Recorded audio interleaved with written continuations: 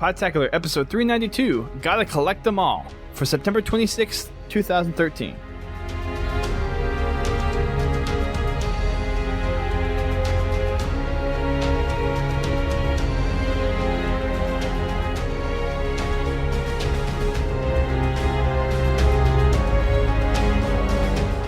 Hello, ladies and gentlemen. Welcome to Podtacular, the unofficial Halo Universe podcast. I'm your host, Duststorm, and this week we're going to be taking a little different route from our normal shows that we've been doing over the past 2 months or so. We're going to be taking a look at some of the Halo toys and collectibles. That is another part of the Halo universe that's kind of exciting and something I've started to dive into a little bit, but it's quite vast, just as some of the other parts of the Halo universe. We're going to also cover this week's bulletin as well. Lots of little matchmaking updates coming to Halo, as well as updates to the competitive settings, some updates to for Ricochet, and a couple other things that are matchmaking related. But first of all, we have to introduce our panel of guest hosts this week. So returning for his, I don't know what time, this time it's like almost a regularly occurring guest host, but it's HaloFanForLife. How you doing? Thanks for having me back. Doing pretty good. Back. Thank you for coming back. It's like kind of like a standby co-host almost at this point. So, welcome to the show again. We also have a couple other people that are new to the show, so we're going to be doing little interviews with them. But first off is we have Andrew Gagnon. Welcome to the show for the first time. Thank you very much. Glad to be here. Hello, hello. Hello, hello, hello. And we have Lionheart. Glad to be here. Thanks. Thank you guys for coming on. So we're going to be talking about Halo collectibles, Halo toys, all that kind of good stuff with these fine gentlemen tonight. But first, for the new folks, we need to do our little customary interviews to figure out who it is you exactly are and what you do in the Halo community. So let's start off with Mr. Gagnon. Give us a little bit of background on how you got your start with Halo and what you do. Well, I got into Halo when Halo 3 was winding down. Well, not winding down, right before ODST. I was one of these, one of those annoying people that has an Xbox but doesn't have Xbox Live. So I played Halo for months and months without going on multiplayer because I played with my son. We got hooked on the game, and once we actually got smart enough to play multiplayer online, we got hooked on it. And subsequently, my son, who's now 10, he liked the Halo Mega Bloks brand of toys. And since Daddy was hooked on it, and he opened up the paper one day and said, they got a sale. They make pelicans. Well, we got hooked on these toys, and we like to make little movies and stuff like that. So it's an interesting niche, but it's what I do. Cool. And how is it that you really started to get into these movies? Well, there was a contest in 2011. Halo Mega Brand had a contest for it. And we were making stuff on the side just for kicks with all the software because I was in the gaming industry for a couple of years. And we started making it for fun. And then when there was the contest, we just kind of went crazy. And since then, been hooked on it. So going a little bit into detail on how you do some of the movies that you make. Is it like stop motion stuff, or is it kind of animated a little bit? How do you do your videos? They're done from, it's a hybrid, mostly from pictures, pose them like stop motion, take the pictures of them, and cut them up and animate them through After Effects. And I use that as well as Power Director. So it's kind of a hybrid of the basis of stop motion with the software. Cool. And there's a lot of that stuff done with Mega Bloks, with figurines. What kind of stuff do you use to film with? With the actual Mega Bloks toys. Very, very nice. Some pretty cool stuff. You want to talk about any projects that you've done recently? Yeah, there was a over 2-hour movie I did called A Fridge Too Far. It's a comedy that can be found on my Facebook page. This is the shameless plug section. Andrew Gagnon, one word. It's a comedy using, obviously, the Halo Mega Bloks and chopped up into nine parts because, some people's attention span is longer than others. But inside jokes to those of you who've read the Halo books and such, and done with the buddies that I've been playing Halo with for a number of years, with some other people from the community as well, with Mega Bloks and with podcasting. But I gotta get Cool. gotta get you in there somehow. One of these days, possibly. May be in order. So that's cool. It's interesting side of not exactly Halo machinima, but still Halo-related movies. So it's interesting to see a different avenue of movie production that is Halo-related. So that's pretty cool stuff. Lionheart, how about you? Give us the lowdown on how you got into Halo, what you do throughout the Halo realm of communities and universe and all that good stuff. Well, really, I'm strongly connected through HBO, just through people there. I haven't, some people, like, they lurk and then they post. That was me for a while, but then started meeting these guys in real life, like, obviously like you, Duststorm, and, it escalated, to being something a little bit more. But I got started in Halo, gosh, there was a Discovery Channel special in 1998, I think, on the real-time strategy game coming from Bungie called Halo. Not finished yet. And, it was cool, and I was like, okay, that looks like it could be neat and everything, but I wasn't really, expecting much. I was quite a different person in 1998. Weren't we all? Like 13 years old at that point. I was 9. And yes, I'm the youngin' in this podcast, ladies and gentlemen. You are definitely not the smallest among us, I'll tell you that right now. That is certainly true. Yeah, you need to get some Spartan armor made for you, man. Just show up and charge I people. want to. I really want some Spartan armor. I really, really do. Hint, hint, nudge, nudge, whoever's listening. 405th. Come on now. How he cosplay the heck out of that. Or you could do Dutch. Dutch from ODST. He would also be a good choice. Ooh, but, that's an interesting thought. Although, I like Master Chief. I know I'm a sucker, but yeah. He's too mainstream. No, but No love. But yeah, so basically, I'm among the other Halo community members, I'm known as a lore guy, as a story guy. I really enjoy getting into conversations, especially if they're a little heated, with people like Levi and Final Postmortem, Isaac Frankel. Yeah, and probably Jeff. Of course, brother one. Yep.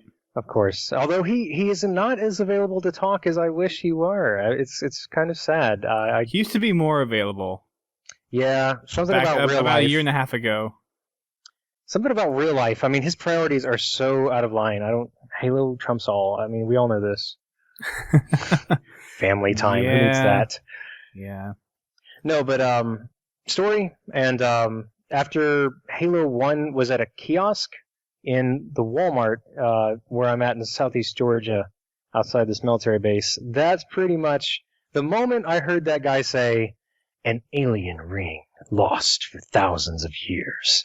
I was hooked. I mean, that was the mystique and the presentation of Halo's universe was something that blew away every other fictional universe I'd ever even heard of. And from that point on, I've just been pretty much addicted. That's pretty cool. I know I was addicted once I saw the Halo story for the first time, and I didn't really get to play it that much until like Halo 3's release, because my parents didn't let us have game consoles or anything, but I did know about the game and knew about the story somewhat, so it was just really, really cool, and it's one of the most interesting aspects to me, at least for Halo, is the campaign, and now kind of Spartanauts, really, because it's just an extension of the whole Halo universe, the whole Halo lore, so it's pretty nice. So what is it that you... what else? What are some of the other things that you do? Because you talked about a few other things you were working on pre-show. Well, I currently... If you care to share those. Yeah, no. Veterans is totally open book. I don't want to spoil cool stuff that we want to surprise people with, but as far as like development of Veterans, it's we want people's input, and actually that would be much more helpful to the project is if people from the Halo community were able to say, "Oh, hey, you forgot about this," or "Oh, hey, what about that?" And we're like, "Oh, crap, you're right. Man, thanks for catching that." Veterans is a work in progress game, for lack of a better term right now, because you don't play it because it's fun. You play it because you want to be in the Halo universe. It's an experience in CryEngine, which we used to say CryEngine 3, but since we're staying up to date with the CryEngine updates, and they call it CryEngine from now on with no version number at the end, we are trying to use the best hardware and best basically like the best technology available to depict the Halo universe in as immersive of a way as possible, and then to give you this experience where you get to be there, like almost like a virtual reality type situation where, it's not just, oh, here's your mission objective, oh, you're done, good job. It's like the dialogue, for example, between Spartans while they're on mission, the emotion on the faces of the Marines at the destroyed Alpha headquarters, all that stuff to make you feel like, wow, if this were real, this would be kind of like what it's like a Halo movie or something. Right. But it's basically, for the CliffsNotes version, it's a one mission long game in the CryEngine that is taking forever to make, and the reason why is because we have to make it for free in every sense of the word. We can't even have a donate button, and we are totally cool with that. We play by the rules. We love you. Kickstart it. No, someone trolled me with a fake Kickstarter link to Veterans once, and I was like, "Oh my gosh, no! Shut it down!" And there are people among the powers that be that know me well enough to know that I would never do anything like that. So I would hope that would carry some weight. But let's just say, please don't do anything that associates veterans with money, because the wrong people might see, and yeah. Anyway, it has to be free. That's why it's taking so long. And it's an all-volunteer force of Halo community people, which, by the way, if you are a big fan of the Halo universe, by all means, throw your weight in. Even if it's just an opinion, the worst we can do is disregard it. I mean, we would really appreciate all the basically error checking that you could do for us, and suggestions and all that stuff. But it also has to be at the quality level that would make it worth going through all this trouble for. Because if we did it if we got it out like next month, and we just push something out, it'd be like, why did you even bother doing all this prep work for it? So when it comes out, it should be something pretty amazing, but only time will tell. Wow, can I redo my intro, because I feel so inadequate that I make movies with toys after that? No, dude, yours are awesome. You actually have something to show, right? Like, I've got a character model, and the rest we're keeping pretty mum on right now. So, yes, but I've got a character who's Bondage Moose, so that pretty well explains my level. Well, I mean, regardless, it still sounds like a pretty cool project. We'll have a chance for you to shout out links and whatnot to your guys' content and everything. But first is time to get on to some bulletin updates.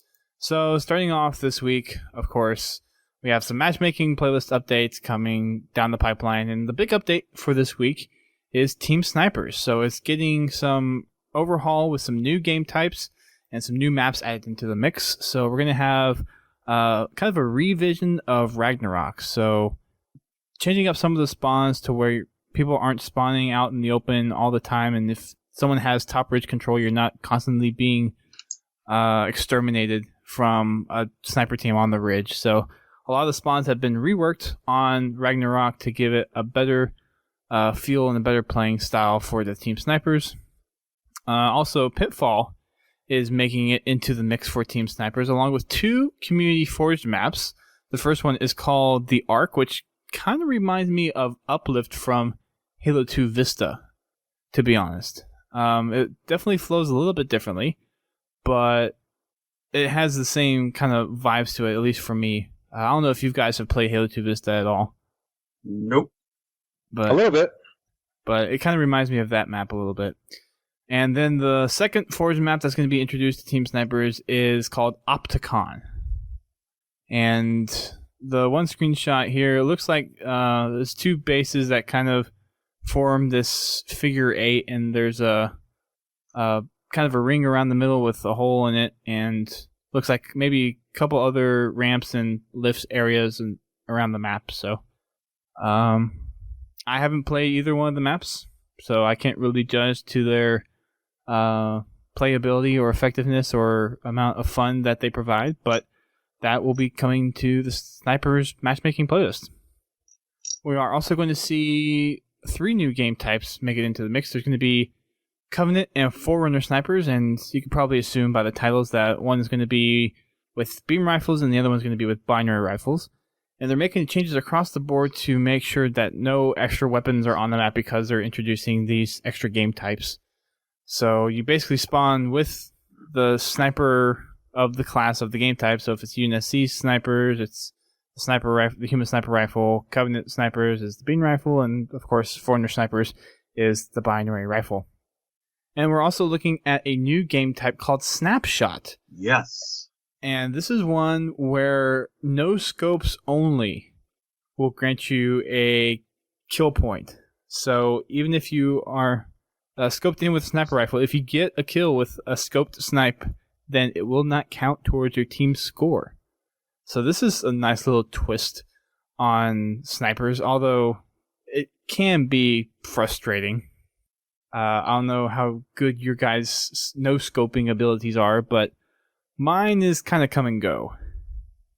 Let's just say I'm not going pro anytime soon. If I got 2 in the same game, it would be 2 by mistake. Yeah. Well, the funny thing was, I was playing a custom game of Halo 3 yesterday as of this recording, because yesterday was Halo 3 day. And it was a map it was no scopes and no melees. So I actually did pretty well, and it was back in Halo 3. And I was a horrible player during Halo 3, but I somehow did well enough with the sniper rifle in there. So, I don't know, maybe I'll be okay with the sniper rifle in Halo 4, doing the no-scoping.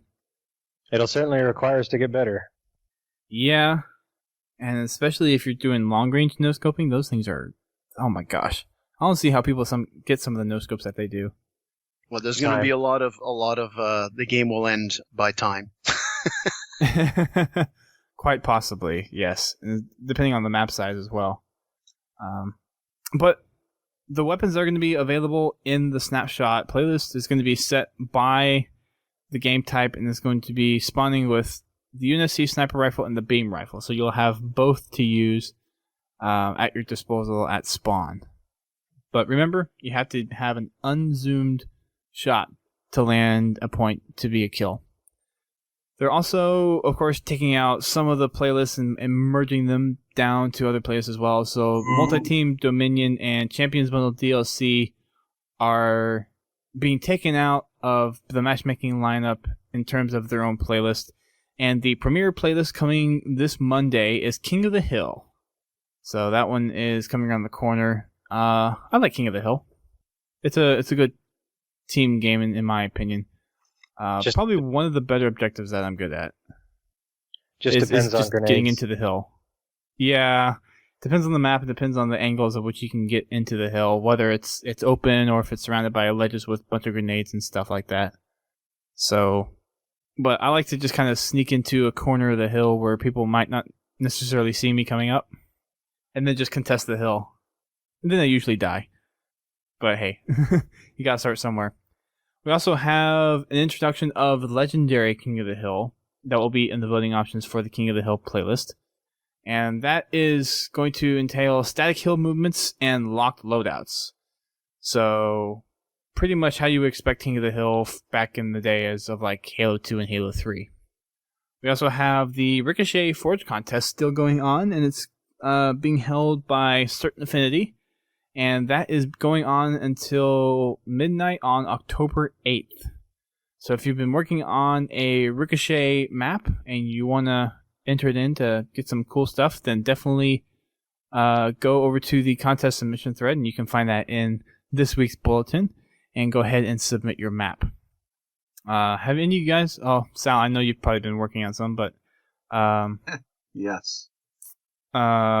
I guess Gagnon and Lionheart. Have you guys had a chance to play Ricochet at all yet? I love Ricochet. It is awesome. It is best thing to happen to Halo in a long time, and I'm not one of these guys that's been negative about it at all, but just nuts about it. I haven't gotten a chance to play many games of it. The few games I have were with TD Spiral, Garrett Post over also from HBO. He's pretty good. He's a 130. And the people we were matched with, it was pretty imbalanced. Let's just say that I didn't get to enjoy the game so much as I got to see how it would work if I wasn't just respawning all the time. But I am looking forward to playing it more. I know that. Good. Because it's a fun game type, and you should.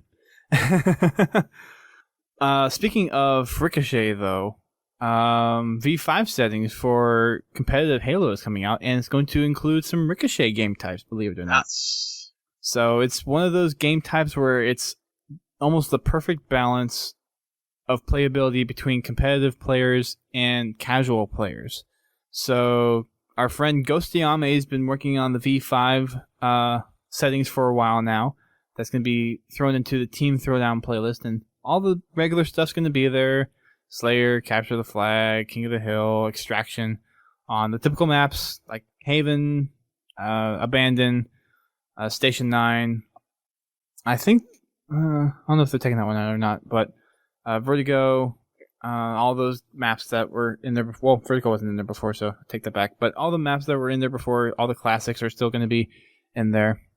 But we are seeing some new maps possibly coming for Extraction, and that's Extraction Vertigo and Extraction on the Ark. Now, I don't know if I've played the Ark, because it doesn't sound familiar. Ark is new. That's the new one you mentioned before. It's new. Nice looking map. Oh, it's the one from the Team Snipers? Yeah, Yes. you compared it to the Halo 2's Okay. PC one there. All right. So, that's interesting. There's going to be a Snipers map and a Ricochet map. All right. That's going to be an interest.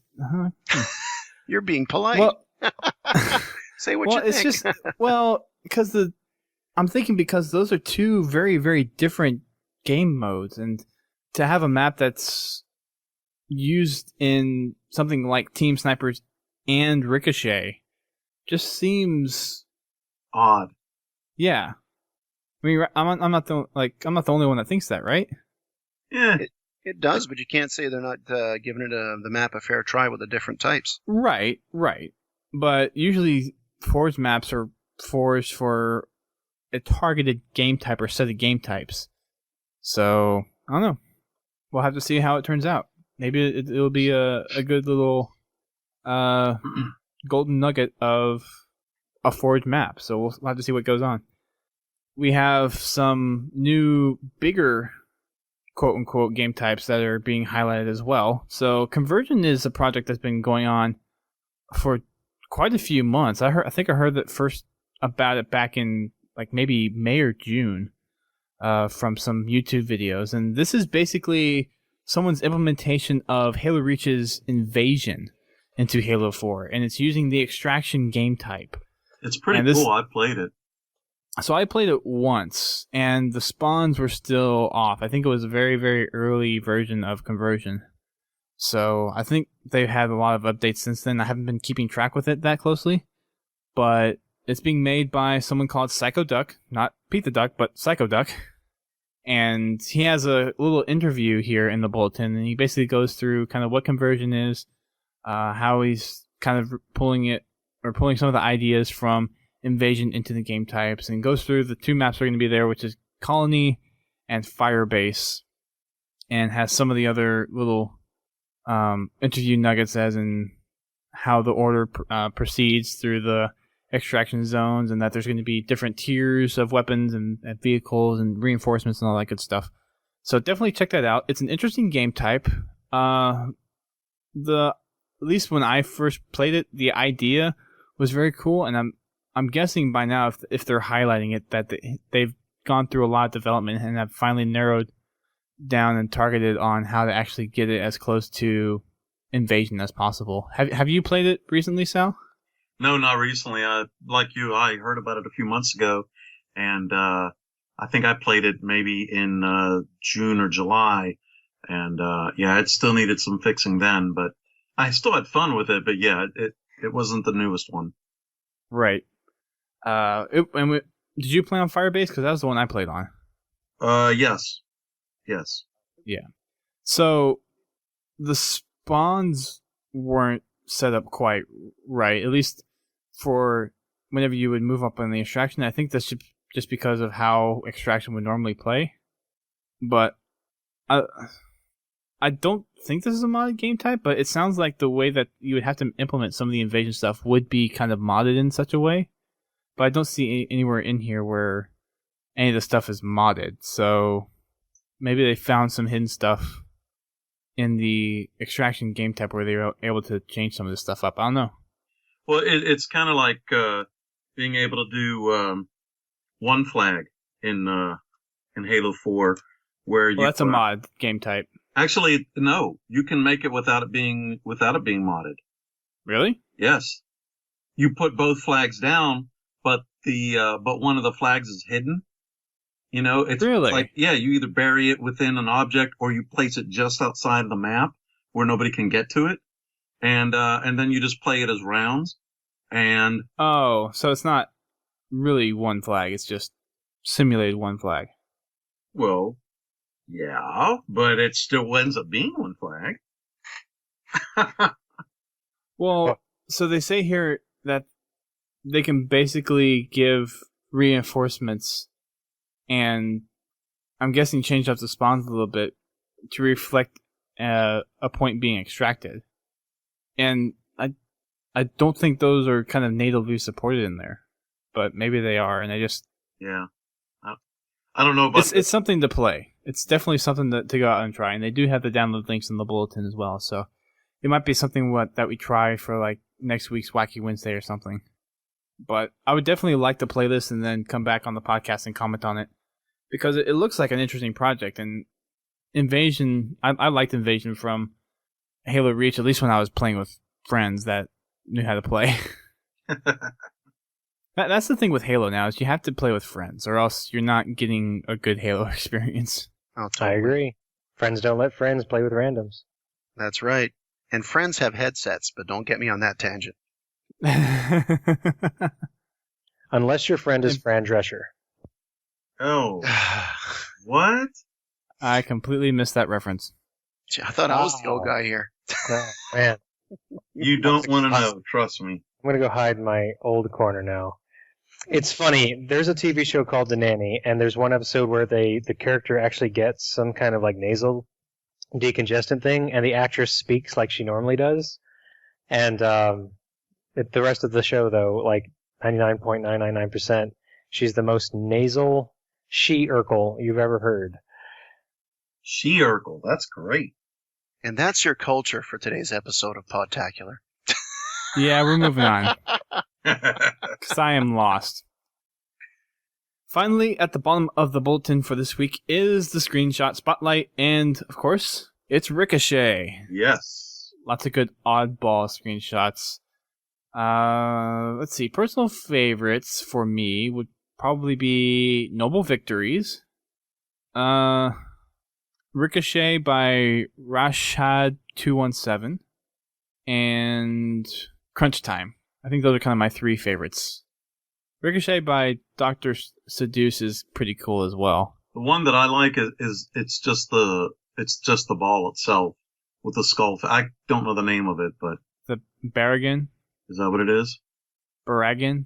Something like that? Yeah, by XX Devious. If that's it, let me check real quick. Yeah, that's it. Yeah. It's cool. I like the ones like Noble Victories where it has that nice kind of rainbow of color in it, just really showing off the visual aesthetics of the Halo engine. And that's why that's kind of my personal favorite. I like my ball because as much as I love Halo, I'm a hacker. So I intercept the ball, like that's it. If I do it once in the game, it's made. So I can relate to like my ball where I sit and admire it and I intercept it. Meanwhile, somebody will assassinate me. I completely thought you meant something else there, but moving on. Wow. I'm being good.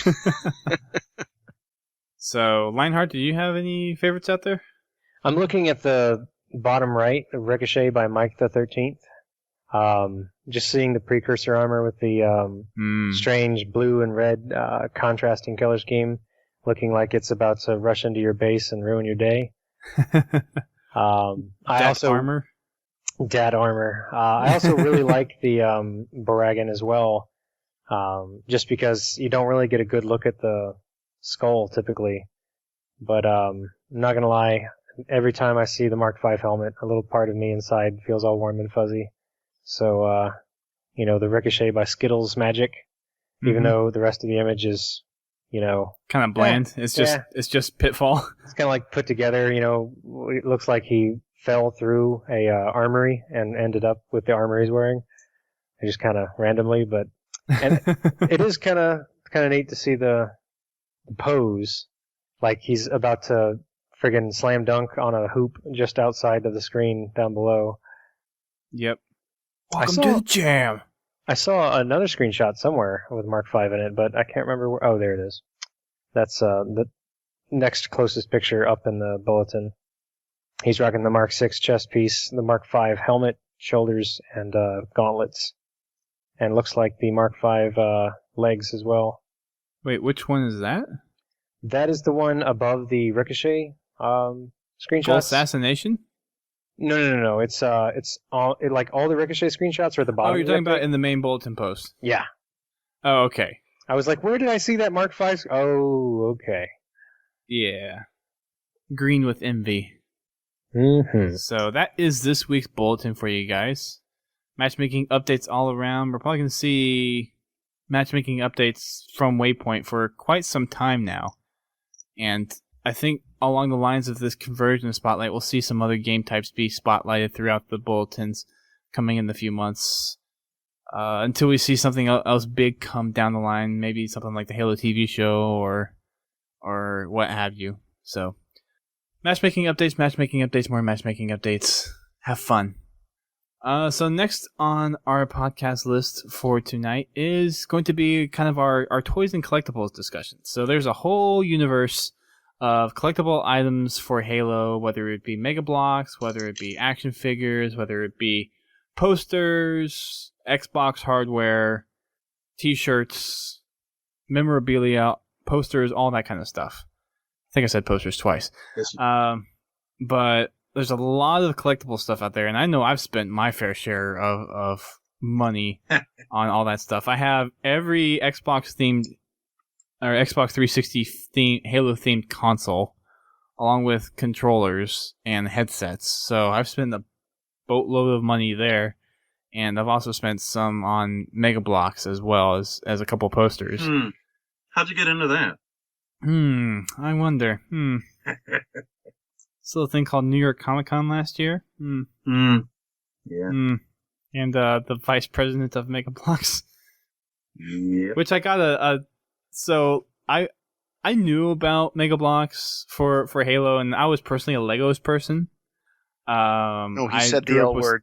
Oh, God. I grew up with Star Wars Legos, and I literally have, I think, 3 or 4 shoe boxes full of Star Wars Legos.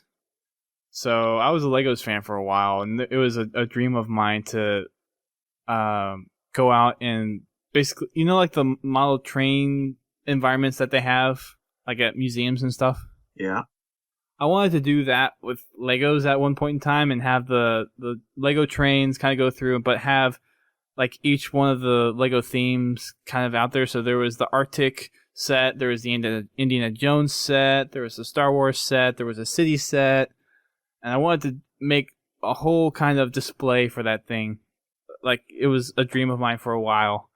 I stopped buying Legos because I realized I have better things to spend my money on. But then New York Comic Con came around last year, and it's like, oh, dang it.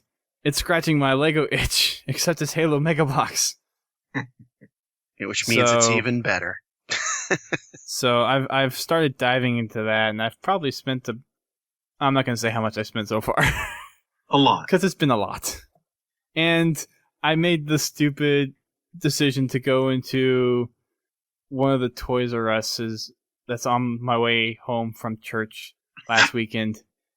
They have a lot of sets there, and I only bought like maybe 10% of what they had there, and that was over $100. Oh yeah, nice. That's how it starts.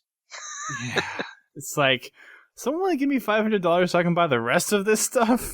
Like, they had the Pelican, they had the Wraith, they had the new light up Warthog, they had some new just like they have.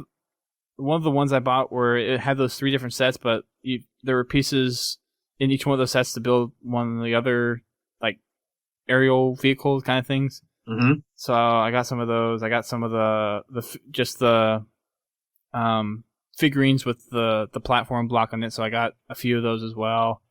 They have a few of the smaller sets, but like if I got each one of those sets in there, it'd probably be upwards of $500-$700. Oh yeah, for sure. Don't forget the Yeah. granddaddy, the Ford and the Dawn.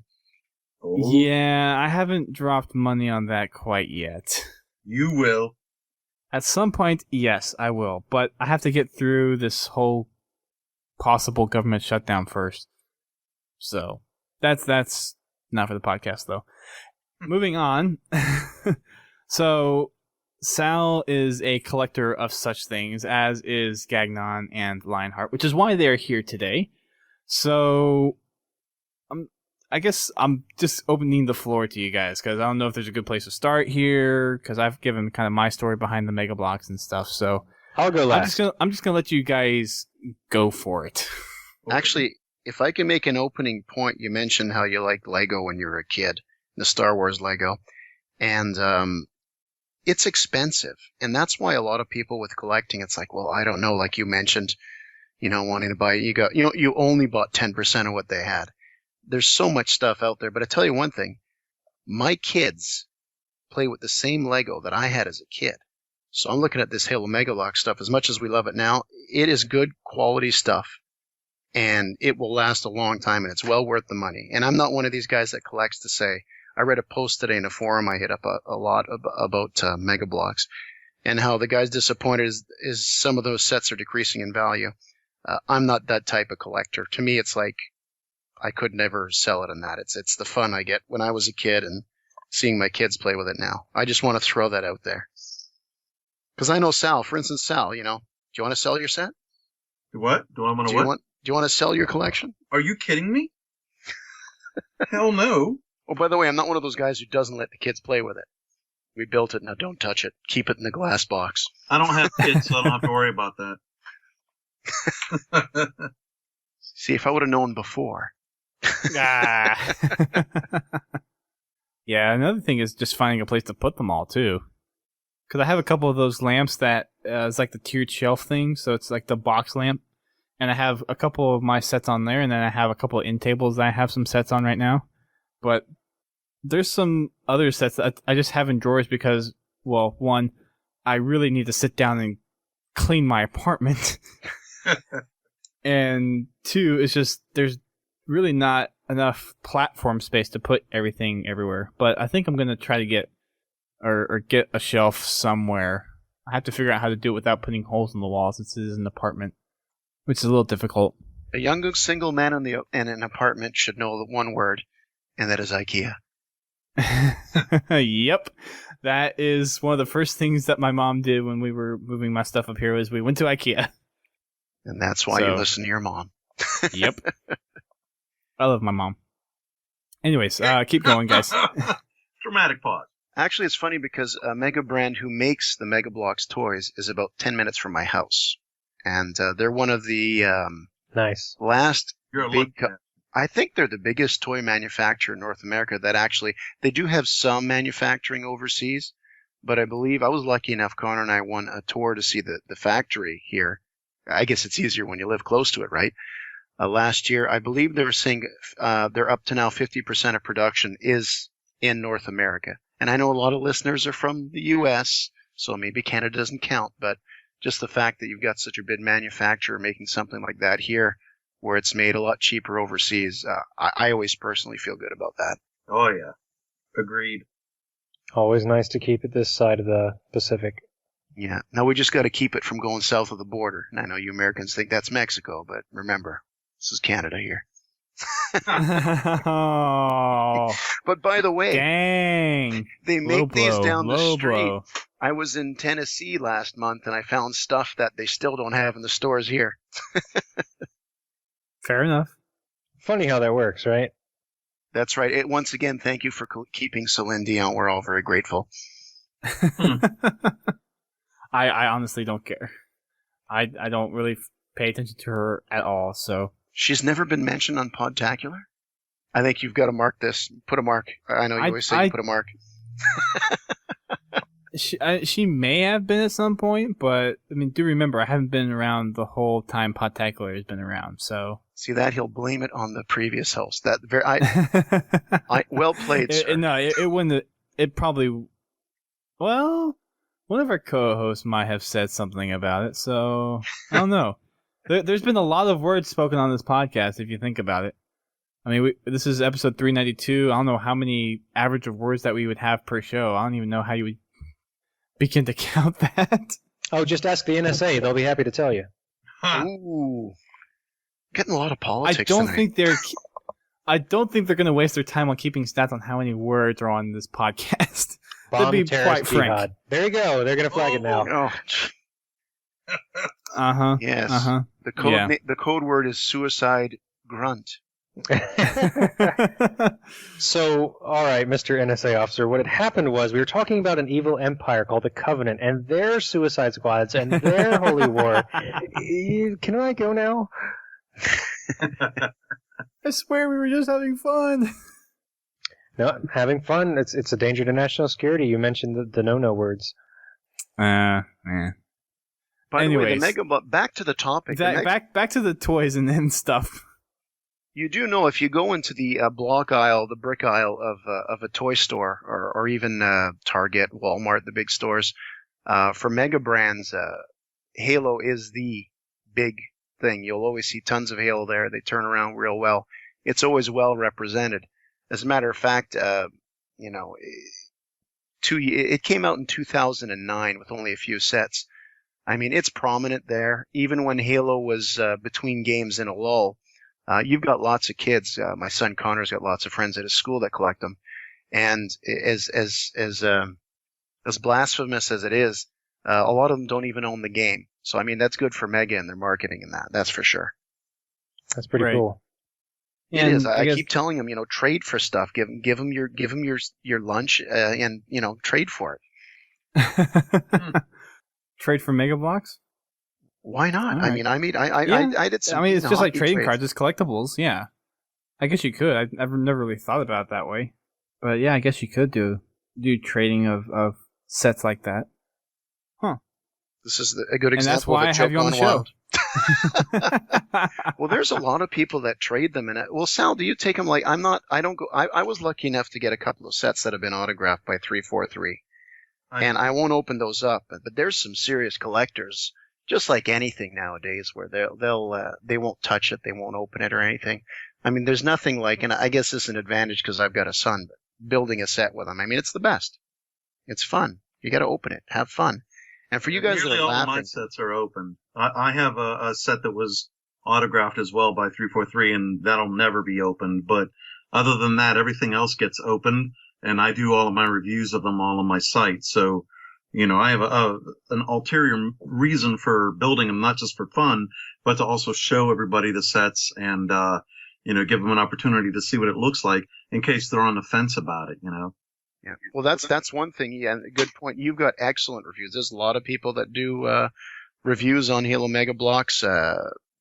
It's a really vibrant community and corner of the Halo universe, and that's one thing that Podtacular does to service the community. It sheds light on these little corners. That's why I'm happy that this show is happening. But HaloFanForLife, your reviews are pretty cool. Appreciate that. Then you got people like me who actually make movies with them. There's some outstanding movies. There's a gentleman who has the absolute best customs. He make.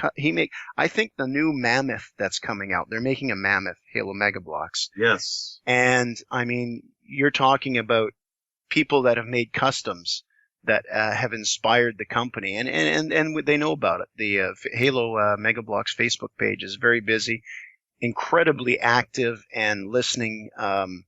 Company, they listen to everything. They're just outstanding how they service the community. That's a compliment that I have to give them as well. Of all the toy manufacturers that I've known over the years beyond Halo, Mega Brands, who's the parent company of Mega Bloks, by far is definitely the best company when it comes to interacting and listening with their consumers, their fans. the fact that they have the Facebook page now, they have a new community manager. His name's Tim. He's on there all the time, posting stuff to us and replying. I know that he's posted a few of my links to reviews, and he's really interactive with the community. And that's Are there some who call him Tim? Sorry, I had to make that joke there. Yeah, that's all right. That's all right. But yeah, so that's something I definitely have to second is that it's a great company, and I've had the fortune as well, just like Gagnon has, and Dustin, you've met him as well, but I've befriended the one of the VPs there, and so I've had a little extra insight, over time, having that friendship with him. I've been fortunate enough with them that they've sent me a couple sets here and there, whether it be as prizes for contests. Like I just had my second year anniversary for the blog, and they sent me prizes for land that I held for that, which you were there for, Dustin. They're just really good about that kind of stuff. The quality of their product has even gotten better over the 5 years. The worry was that, were they going to be as good as Lego? I'll be honest with you that I didn't know about Mega Brands before they got the Halo license, but I knew absolutely that I was going to give them a try because I wanted Halo building blocks in some form, and if Lego wasn't going to get it, well, I might as well try these guys out. I did, and I loved them ever since, and like I said, they've just gotten better. Not just the quality of the sets, but the kind of sets that they've come out with. They're also another thing to point out about Mega Brands is they are not afraid to make parts that are specific to one set that you're pretty much never going to see in a set again. Case in point, if you look at the Covenant anti-air turret, it's a huge set. It was one that was in Reach. It included a rocket hog as well. There's some parts in there that unless they might make the Scarab and maybe finagle their way into that using those parts, you're never going to see those parts used again. And yet they were willing to go out on a limb and make those parts to make the set more in-game like, So, they definitely, keep an eye out for detail. They're looking to see what their fans are asking for. Gagnon, you were mentioning about the other gentleman. Were you referencing Goodwill Hunter? Goodwill Hunter. I've got it right here in front of me. He is a legend. He's fantastic. I've interviewed him for my site as well. He comes up with some amazing customs, and what he does is he cobbles together several sets to make these just fantastic customs. He's got one of the Covenant Corvette. He does a Scarab. He did do the Mammoth as well, and it's just fantastic the kind of work he does. He and I, in fact, are kind of on the same note there, where he does the sets out of multiple sets, or his customs out of multiple sets. I do them from a one set. For instance, we both did a Covenant Corvette, and his version used several. I think it used a couple of Phantoms and a couple other things to make his, whereas mine, I only used one of the Wraiths. And that's the difference between he and I, is that I use just one set. And it's actually a bit of a challenge to try and get it as in-game as possible. The reason why I do it as one set is so that if somebody else wants to try and recreate it, they know they only have to get one set, and they can make the same or very similar thing. But it's nothing, and we're not in competition. I've said this before. And we respect each other for that. He said he would find it quite a challenge to try and make something like that out of one set. And I find it a challenge to be able to afford as many sets as he does to cobble together and make something as just fantastic as he does. Oh yeah, he's another, I was going to say older gentleman. He's another adult that does this, and he's just totally dedicated. And we get a lot of kids, obviously, collect the toys and that. They ask a lot of questions, and they get inspired by people like him, the creativity. And I know that our other guest here with his project, which is around a lot of details in Halo, you'd be surprised how many people take these apart and make customs that are more true to life to the canon from Halo. That's for sure. That's always good to hear. Some of us care. Some of us care a lot. By So the way, I the don't have- mutual friend you guys know at Mega, my son goes to school with his daughter because I don't know him, and it's like, well, I know you're only 10, but is she cute? Maybe she's a good girl to know. It just has not worked. Hey, by the way, Gagnon, he's actually taken a new position within Mega, so he's not going to be on the Halo part anymore. Aww. Oh man, and they're going to prom together. No, Nah. I'm sorry I have Wow. to dump you. You're no longer useful to my dad's purposes. actually, do you want to hear something sacrilege in the Halo community? Mega Brand just got a huge contract to a new line. They're making Call of Duty, and that is not a bad Halo joke. I heard about that. Good for them, but at the same time, facepalm. I actually saw there was actually a Call of Duty set by the Halo set. It was only one set, but it was by the Halo stuff this last week. And It was the drone set? That's I the one don't that I've remember seen. which one it was. That's- It was one small set, Yeah. so it might have been. They've bridged But yeah, I the gap. saw that. I'm like, huh, that's interesting. Didn't know they were coming out with those. Well, good for them. Actually, they're as far as, and I got to be honest, I don't really collect toys outside the Halo Mega Bloks. Like I said, it's a common thing my son and I share. But they're getting this market because they also have the product line for, oh gosh, and I'm supposed to be prepared for the show. It's the game that you play. It's got the little figures. You put it on the pad. Skylanders or Disney Infinity? They've got Skylanders. They've got World at Warcraft. They've got that so they're kind of getting a niche here at the video game licenses. I mean, and you can't get bigger names than Skylanders, Call of Duty, Halo, and World of Warcraft. I mean, that's huge. That's a good niche thing with rabid fans. Yep, that is. I actually work at a GameStop right now. It's the only game-related job in my area right now, actually. But the Skylanders and Disney Infinity have been selling like crazy.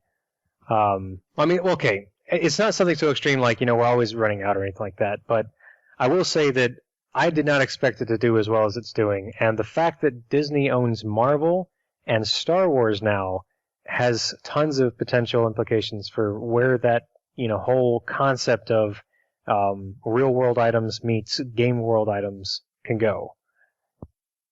I mean, Hello? We do? hello. Did all that And come awkward through? silence. Yeah, yeah. Oh, okay.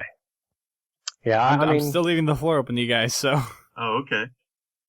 I'm saving all my comments for last. I'm trying to build a little Imgur list of images so I can, because pictures are worth 1,000 words, and I really don't like talking more than I absolutely have to. Well, fair enough. I'll tell you what, before we go to McFarlane and the other stuff, which is kind of on my league, just for those that don't know the Halo toys, and I know for the show notes we can put some links and stuff on that. Oh I yeah, mean, definitely. I'm doing in the chat. Yeah, there we go. I mean, you've got, there are some sets that, we mentioned Fort Unto Dawn. It's a 2,000-piece set where the top of it comes off. You've got the Chief's cryo tube. You've got, it's a model. I think it's just a little under 2 feet long, or it's 2.5 feet long. Is that it? It's bigger than 3 feet long with the antennas. With the antennas. And I'm staring in front of it right now. It's because I got metric on my mind. They've got such thing. They got a mantis, which is very cool. One of my favorites, the Falcons. Plus all the minifigures. I mean, you name it. If you know Blue CQB, whatever your favorite is, they've got all these different things. They even have Cortana on a little chip. You know what's great too? Beyond that, they just relaunched their site, halo.megabloks.com, and they completely revamped it. So if you want to see any of the minifigures that they've had from all 5 years they've had the license, you can do that. If you like the CQB, you can do a search for CQB and it'll pop up and show you all the CQBs that they've done. Then you can click individually from there and find out what sets they've come in, or if they've been as a single figure pack or something like that. The same thing with any of the regular sets. Like if you like the Spade, for instance, from Reach, or if you like the Warthog, which is even better because they've made a ton of Warthogs. You type in Warthog in the search and it'll show you all the Warthogs that they've made. In order from what year as well. So I highly recommend it that if you want to check out all that they have to offer, go to halo.megabloks.com and you could literally spend hours there looking at all the different sets that they've made. And their minifigures, by the way, they kick ass over any other building block set I think, or certainly over Lego. That's for damn sure. Lego cannot do a thing against these minifigures. I tell you what, something about the new site layout that's created havoc in our house is you can even see which weapons, because you can get the assault rifle. Then you find out, well, there was 3 different paint jobs of it. So Connor, my son, wants every one of them. So that was a very smart marketing tool, because now it's like, well, there's 5 different kinds of pistols. And it's like, let's find them. Oh, gosh. That's something else. That's you name funny. it. I mean, fuel rod, the plasma turrets. I mean, they've got everything. They've got everything. And it's just kind of cool whether you have them posed up or something. And it just feeds on Halo addicts like we're all here. Like, who wouldn't want a 2-inch long gravity hammer, you know? Oh, yeah.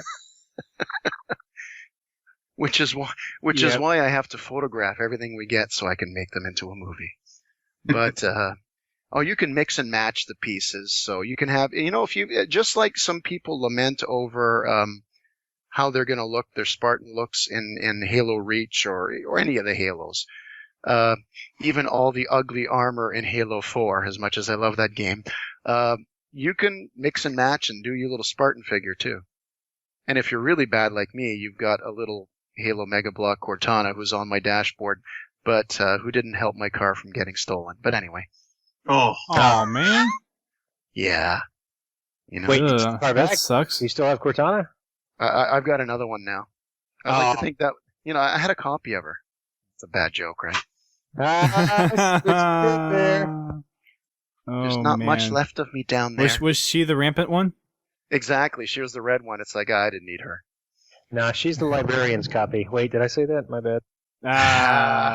Spoiler. Yeah, we've discussed that on this show plenty of times. Incidentally, there was, for the first time last year, a Bloks Fest in the UK. Because they get a lot of the toys now, but a lot of the big, like Comic Con and PAX and everything where Mega can be present, they don't have that luxury there. Mega does have some reps, obviously, for sales and that, and they sent boxes of stuff over to accommodate them. Just more outstanding customer service. In a lot of ways, I know a lot of people knock the changes that happen with Halo 4 and even Reach. But the fact is, one thing you can't deny is that 343 and Bungie definitely listen to the community. I mean, there's no better example than Podtacular, relaying things through Dustin and everything. They listen, and Mega, I think that's why they're a great partner with Halo, because they are exactly the same way. And oh yeah, it's good. I mean, it's good to be a part of that. As if you've got something you like, and they're jerks. I mean, it's great. It's also good to show my son when we go someplace and they're giving stuff away. I mean, you just don't get that nowadays. And that's just not me being an old man saying, your generation. I mean, it's really true. That's really great to hear. I've always been pretty impressed with how interactive Mega Bloks has been so far, and how hands-on. Like at Halo Fest, they had an entire area of Halo Fest where, which if you don't know what Halo Fest is, if you're listening, it's basically it was sitting alongside of the Penny Arcade Expo Prime in Seattle in 2011. And basically where PAX would normally occupy a space, Halo got its own little building to itself. And on one of the floors near the main stage, there was a Mega Bloks area where there was just a giant, 3 bathtubs big bin, I think it was, of parts. And you could just build a bunch of Halo stuff. And it was an area for parents and their kids and people like me to just kind of go in, see the stuff that's not out yet, see the stuff that's already been released, and just kind of put it together. And even though I'm not really big into Mega Bloks, I was just always kind of like, I don't really remember ever hearing about something like that before. No, it's funny because Jesse Leveille, who's a big guy in the Halo Mega Bloks community, he was actually a community member chosen by Mega Bloks to go down for the Halo Fest. He built a huge Forerunner structure out of all these extra bricks.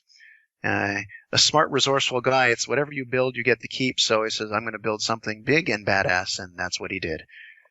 Nice. Subsequently, take pictures. I want to make a movie. But and everything they gave away. That was Valhalla, right?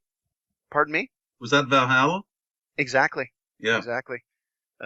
Wait, someone built Valhalla? Yeah. That is Valo666, a very big guy in the Halo Mega Bloks community. But yeah, he built Valhalla, and he's a huge Halo fan, and they were giving away, and everything was giveaways there. They had a special edition limited Warthog. I mean, I know there's lots of swag there, but I guess you get jealous when you're on the East Coast, you know? Interesting. That's incredible that someone would go out and build Valhalla out of bricks. Just so you know, too, speaking of Valhalla, that was one of the 3 choices that came out of Halo Fest. They had that, the Saber, and the Spirit that fans could vote on to have as a set that was made. And in fact, we know now that the Saber was made as a part of the Countdown set. That's right. That's my autographed set I have, by the way. Luckily, I've got another one that we opened up. Great set. Yeah, it is a very good set. In fact, you're lucky there, Gagnon. In Canada right now, supposedly Walmart has them on sale for $20. So your mission, should you accept it, is to get me one of those. And me. I can do that because I'm going down to the States in a couple of weeks, so I can just ship it across there. There you go. It really is a great set, and I highly recommend it. Not only do you get the Saber set, but the portion of Countdown, if you all remember from Reach, it's the part where if you're looking at it from what would be like the control center in the campaign, it's right across from that where the Saber is standing straight up. That's essentially what they've made. They did build, or they do include a control center that latches onto it. It's not quite game accurate, but it's still, for the necessity of the set to make it look a little bit more official, they did that. But it's just a great set that you can have. You can have just the Saber if you want. Maybe hang it up on fishing line from your ceiling or whatever, however you want to display it. And then you have this Countdown portion of it that's kind of like the map. I know that I took that same set and just that portion of it, not the Saber, but I recreated or I reassembled that set to make a Mantis workstation. So I put a Mantis in there and built all these other pieces around it. So it looks like that part of the Infinity when you're going through the campaign and you see the different Mantises that are being worked on. That's what I did with that set. So there's a lot of things that you can do with Mega Bloks and recreating things from Halo. That's just one of the things that I've done. They have High Ground, one of my yes. favorite Halo 3 maps, and they've got the front structure there, and it's just so cool. I mean, they nailed it, you know. Absolutely. And like I said, I love that map. They've got to do well. That's why they have Countdown and that. A lot of people want more sets like that, but it's Play sets. just play sets like that. It's just amazing. And there's some people that have actually went out and tried to do it with not only the custom vehicles, trying to make the sets and little snapshots and dioramas with it. They've got a snowbound set. It's great because even if you're a Halo Reach, Halo 3, Halo 2, I mean, there's little things that tie into it. I mean, whether you're going to have a little knick-knack figure or go all out and get the whole set, I mean, they got the elephant. I love the elephant.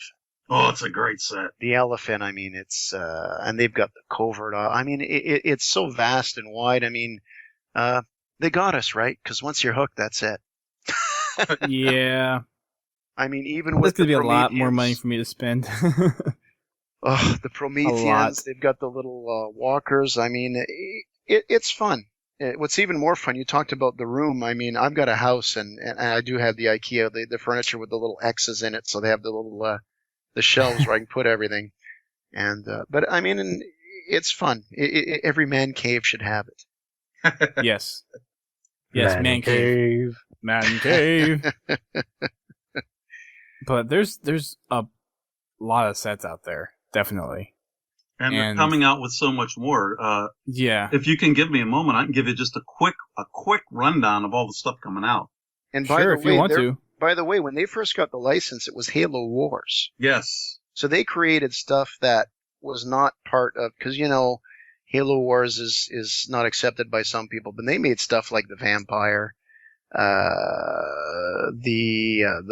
not the Hornet, the Hawk that was just from Halo the Wars. Grizzly. And they did the Grizzly, exactly. They did so much stuff.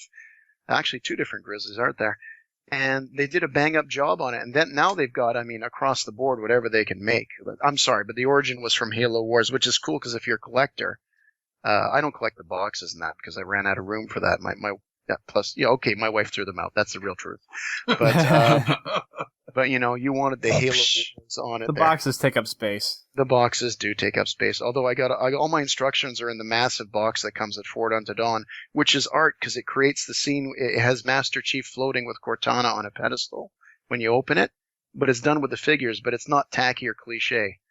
Yes, it's a great. That box is fantastic. That's another thing to point out is the graphics that they do for their packaging is top notch. The newest part of their line that's come out is it's done mostly on white backgrounds, and it makes their product look just that much cleaner, and you get to see the actual product that much more clearly. It's something I comment on all the time in the reviews. You mind if I give a quick rundown on the stuff that's coming out? Yeah, go for it. Okay, so some of this stuff is already out now. We've got the ODST battle unit, the Brute battle unit. By the way, the ODST unit comes with a gold hunter, which I'm told is in Halo 3 ODST. Yes, it is. Yeah, and then you've got the Brute battle unit, which has a active camo Brute Stalker, and that's. So I actually have both of those. Yeah. Oh, they're great. Those were 2 of the ones that were at Toys R Us. Yeah, they're great little sets. Now, there's also a new subline that they've created, that Mega Bloks has created, that's called Repex, and it's reverse engineered alien prototype experiment, and they've done that in cooperation with 343. They actually are considered canon, even though they're not in the games yet. But hopefully we will see them. If not in the games, then I'm thinking maybe the TV show. But they have 2 sets right now that are part of that subline. One is the Light Assault VTOL, or vertical takeoff and landing, and that's kind of like a little airspeeder ship that has 3 wings. It's got like the side wings and the back. That's a tail, but it's kind of like a wing as well.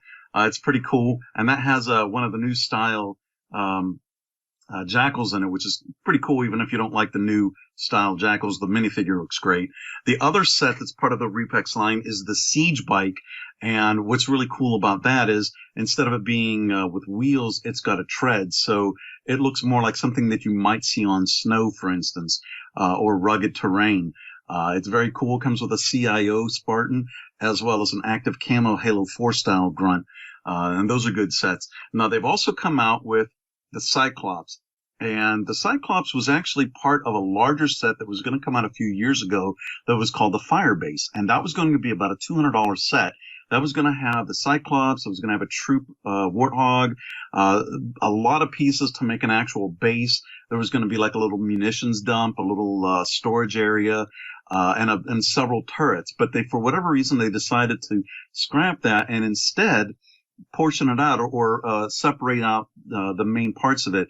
The Troop Hog, for instance, came out a couple years ago as a Walmart exclusive, and now the Cyclops that just came out this year, there's actually 4 versions of it. You have the Arctic Cyclops, the Attack Cyclops, there's a Desert one, and there's a, the Spec Ops, the Night Ops one, or whatever it's called. So you have a green version, a tan version, a white version, and then you've got this nice dark gray version.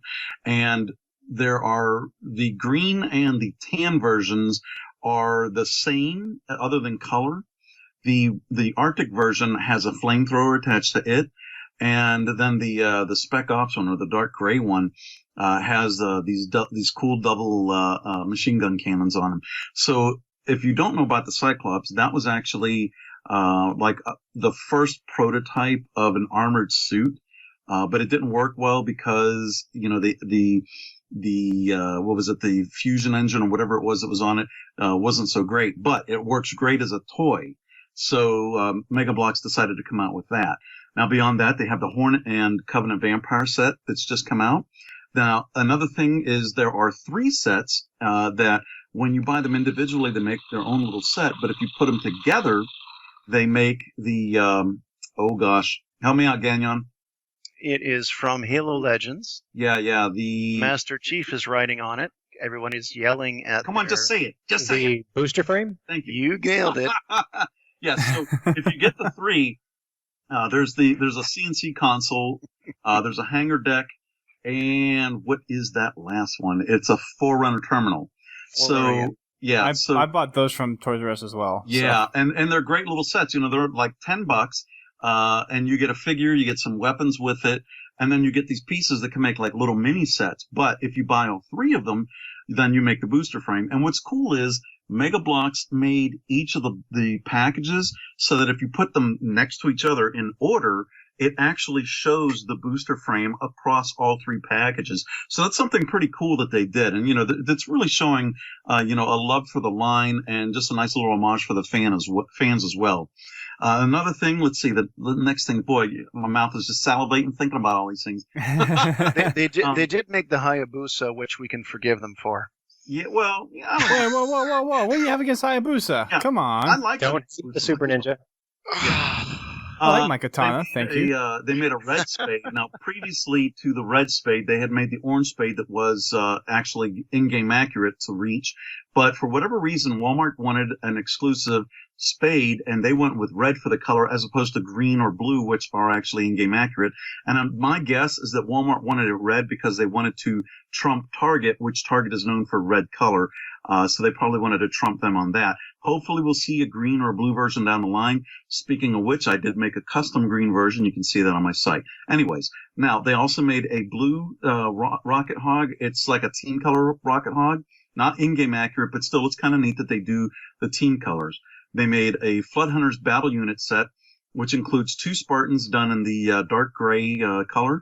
And included in that there are 6 of the infection flood forms.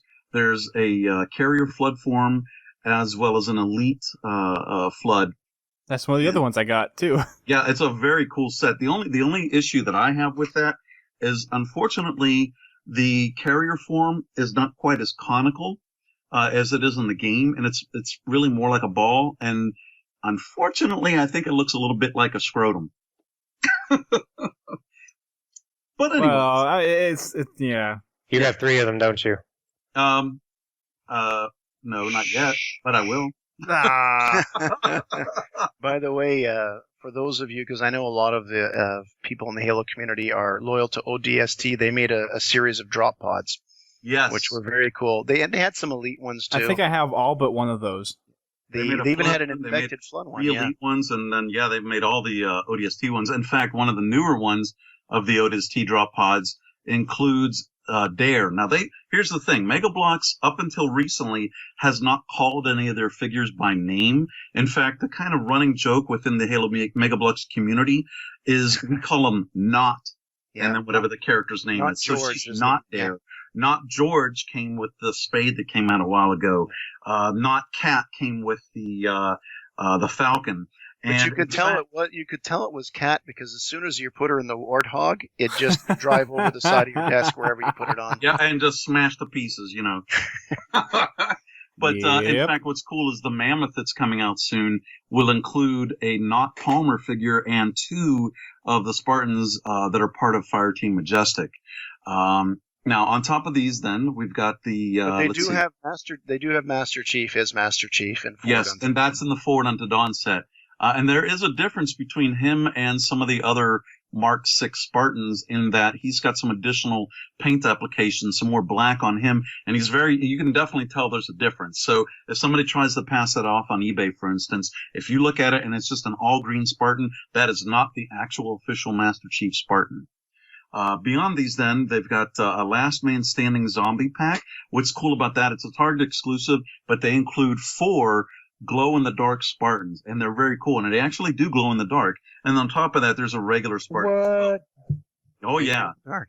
Dang it, now I have to go to my local Target. Yep, you got to check that out.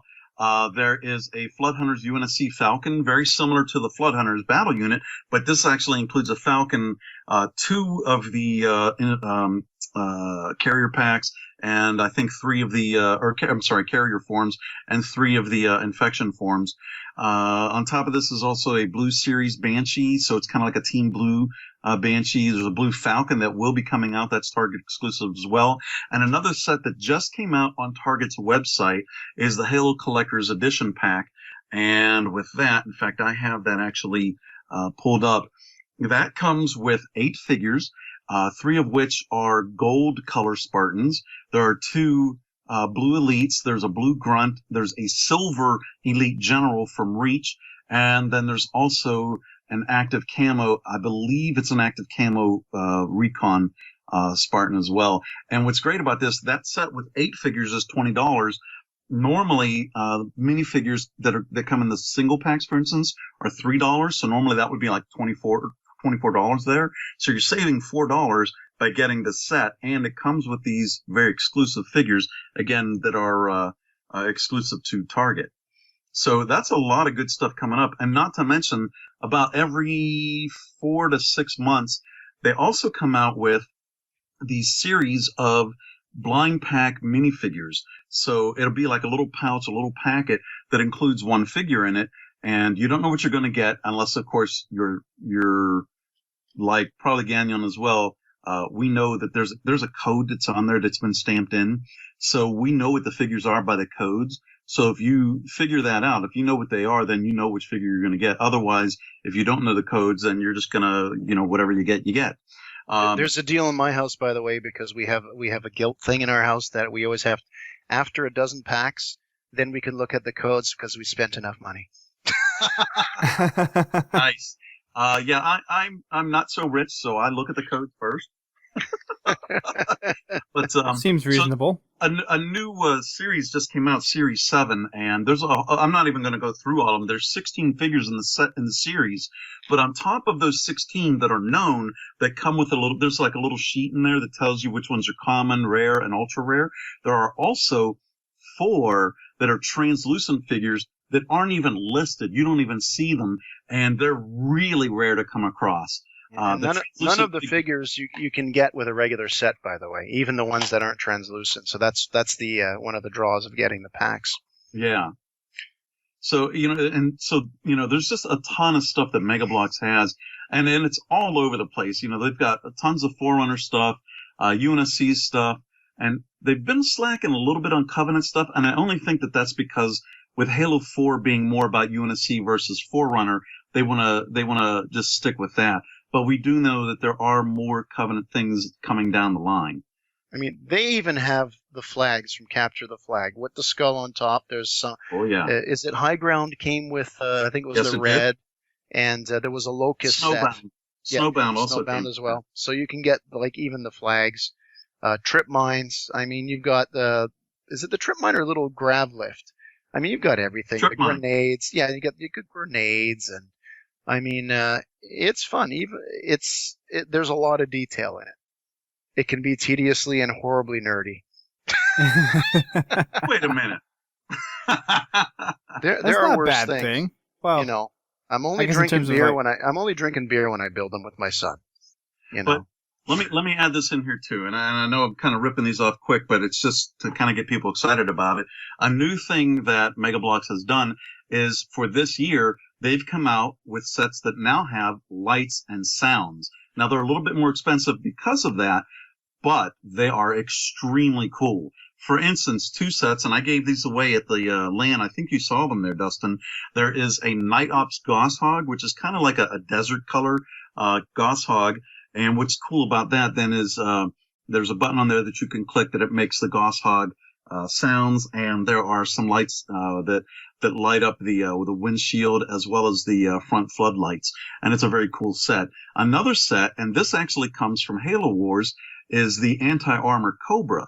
Again, it's a ship that you wouldn't, or a vehicle that you wouldn't normally see in the first-person shooters, but because they still have Halo Wars vehicles to make, they decided to make this one as electronic, and it's extremely cool. Not only does it come with a Halo 4 style elite, it also comes with a Brute Stalker, and it comes with a Spartan. But what's really neat about this one is the guns that are on the turret. If you have them in the outside positions, they make one kind of sound and they light up as yellow. Then you can actually move them to the inside positions that the ship does in the game. And when you move them to the inside positions, they make a different sound, and the lights on them are blue instead. So it's really cool. There's two other sets out there, I believe, that are electronic. The Pelican and Hornet versus the Covenant Vampire. It's right here in front of me. We haven't built it yet, but yeah. Yeah, and I got to tell you, you know, these, even though they're a little more expensive because of the electronics, it just adds to the authenticity of the sets and making them even closer to being in game, and they're completely worth it. I think the Cobra, by the way, was also custom made in the community about 2 years ago, and that came to life. So that was cool to see. One of my videos I made, by the way, is called Indorade, and the only reason why I made it wasn't entered to a contest or anything. It's just there for people to see. It's about 6 minutes long, and it features customs by a whole bunch of different people.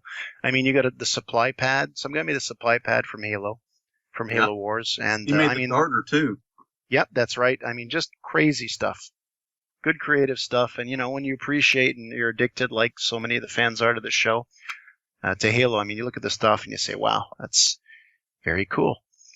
And again, the excuse is my son likes it. And by the way, he may be the best 10-year-old Halo player out there. Yeah, he is pretty good. I've actually played with him as well. He got his first perfection at 6. And I've got mine. I'm hoping to get mine before I hit 46, and that is the sad truth. I've only had one perfection ever. Ever? Yeah. Wow. You need to game with me more often then, man. Shoot.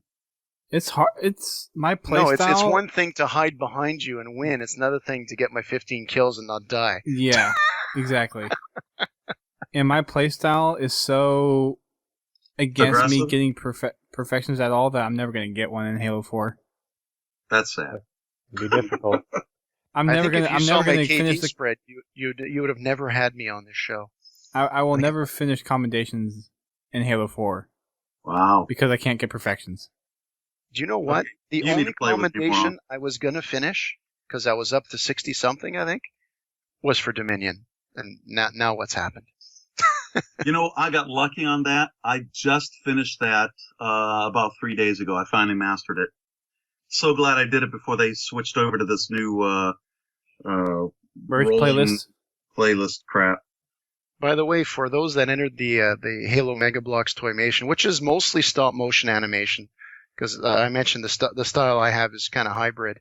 A lot of the prizes you got is they would make your name built in Mega Bloks with figures on it. Yes, it's kind of cool. You know, it's when you actually go to Mega Bloks itself, Mega Brands, the company, is the workers at their desk have this, but it's kind of a neat little gift that a lot of people got. I was fortunate enough to get one of those. Unfortunately, that was at New York Comic Con last year. I unfortunately had an anxiety attack, and when I came back from that, it was gone. Oh gosh, well. Yes, but I was lucky that they did give me a tub of Mega Bloks, so I made my own anyways. God. It still sucks that someone took it. Yeah, it definitely sucks. Because it wasn't just that. I had the signed poster from Frank O'Connor. I had a Warthog. There was a couple other things that I had in there. But, you know, the one that really bothered me was that nameplate because it literally had my name on it, you know. So, yeah, that was a bit of a bummer. Yeah. It sucks. Let's wrap up the Mega Bloks discussion and talk about some of the other stuff. I know the Mega Bloks is the big thing, but there are other Halo collectibles stuff out there.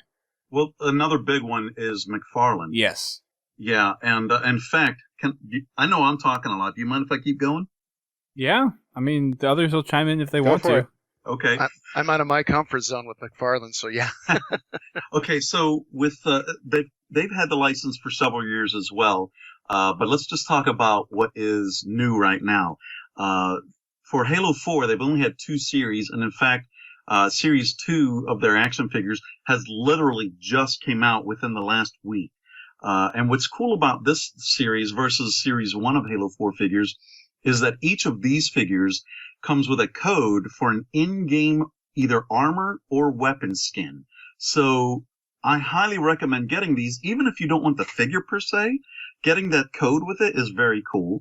But you'll find that when you get these figures, the figures are extremely well articulated. The paint application on them is superb, and the sculpt, you really couldn't get any closer. They are just superb action figures.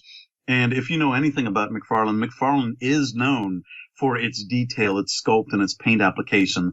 So it's something I definitely highly recommend. I just got 2 of the figures that are in this wave. One is Master Chief, which did come in the first wave, but the difference with this Master Chief is beyond the weapon skin.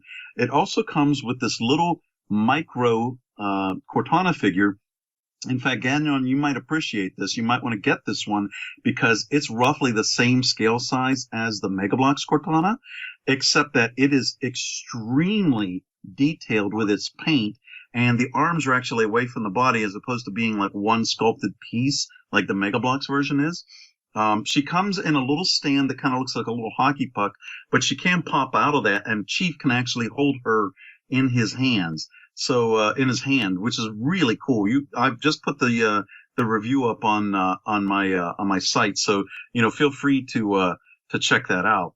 But so that's one of the figures. Another one, which happens to be an exclusive to this wave, is there's a CIO figure. And forgive me that I can't remember what CIO is. I should remember that. But the CIO Spartan that's exclusive to this wave is steel gray in its base color, and it has kind of that minty green as a second color. And it's actually an armor skin. None of the other figures from the Halo 4 series that they've had, be it Series 1 or Series 2, have had any of the skins on them. They've all been just solid colors. So this is really cool. And that one in particular is exclusive to Walgreens, whereas all the other ones are mass retail. Except I just found this out a few days ago. No longer is Walmart or Target carrying McFarlane Halo figures. So if you want to get these figures, Toys R Us is the best place for brick and mortar stores. Otherwise, there are, of course, a slew of places online to go to. The place that I'll plug is Big Bad Toy Store. I get mine from them, my figures from them all the time. Their prices are competitive with brick and mortar, and in fact, you can save a bit of money if you buy them in bulk and shipping. For instance, if you buy the whole wave at once, it's certainly competitive with brick and mortar. But again, the articulation that you see with these, the paint apps, it's just fantastic. Now, the other figures that are in this wave of figures is there's a purple CIO. It also comes with the same weapon skin, and that weapon skin, by the way, is for your DMR. And let me look here to make sure the title of it. That is the Bones weapon skin for the DMR. The weapon skin that you get with Master Chief is the Riptide weapon skin, and that's for your AR. But then you also get, hold on, let me scroll down here. Okay, in this wave, there's also an orange scalp that comes with a armor skin. It's called Toxic. There is an elite. What's the name of him offhand? It's the space one, the Elite Ranger, and he comes with a weapon skin. There's the Halo 4 style Jackal. There is also this is the premier one of this wave. It's the Didact, and he's more expensive than the other figures. The normal figures run between $12 to $15 depending on where you get them from. The Didact is nearly twice the size of these figures. He's $30, but not only is it just the size of him, which is in scale with the other ones? Beyond that, you also get two codes. You get one that's an armor skin and one that's a weapon skin. The weapon skin is applied to the suppressor, where it looks like it's glowing with orange, like a lot of the Forerunner stuff does. And then the armor skin is affecting the Venator armor, and it's the same kind of deal where it's got this orange glowing skin to it. So it's steel, but then it's got the orange secondary color, but it's in places where it looks like it's glowing. So it's really cool. You can either find those on McFarlane or Spawn.com. I know Waypoint has covered them. I've got them on my site. There's plenty of places that you can check out what these figures look like. It's been a long time in coming for Series 2. Series 1 came out actually I believe it was last year or the beginning of this year. So they waited quite a while. And I think that was because 343 approached them with the idea of having these additional codes for in-game armor and in-game weapon skins. But again, it's been a good wait for those. They also, McFarlane had a subline that was called Micro Ops. And in fact, you'll see with the Cortana that they reference her as being a Micro Ops figure. Unfortunately, the line didn't do terribly well. Last year at New York Toy Fair, they showed a whole bunch of different sets. They had a Scorpion, a Wraith. They had 3 different parts of the High Ground set, a bunch of little minifigure type of sets with the Micro Ops line. And they did come out with some of those, but unfortunately, again, the line didn't do as well as they had hoped. So there's only just a few sets of those.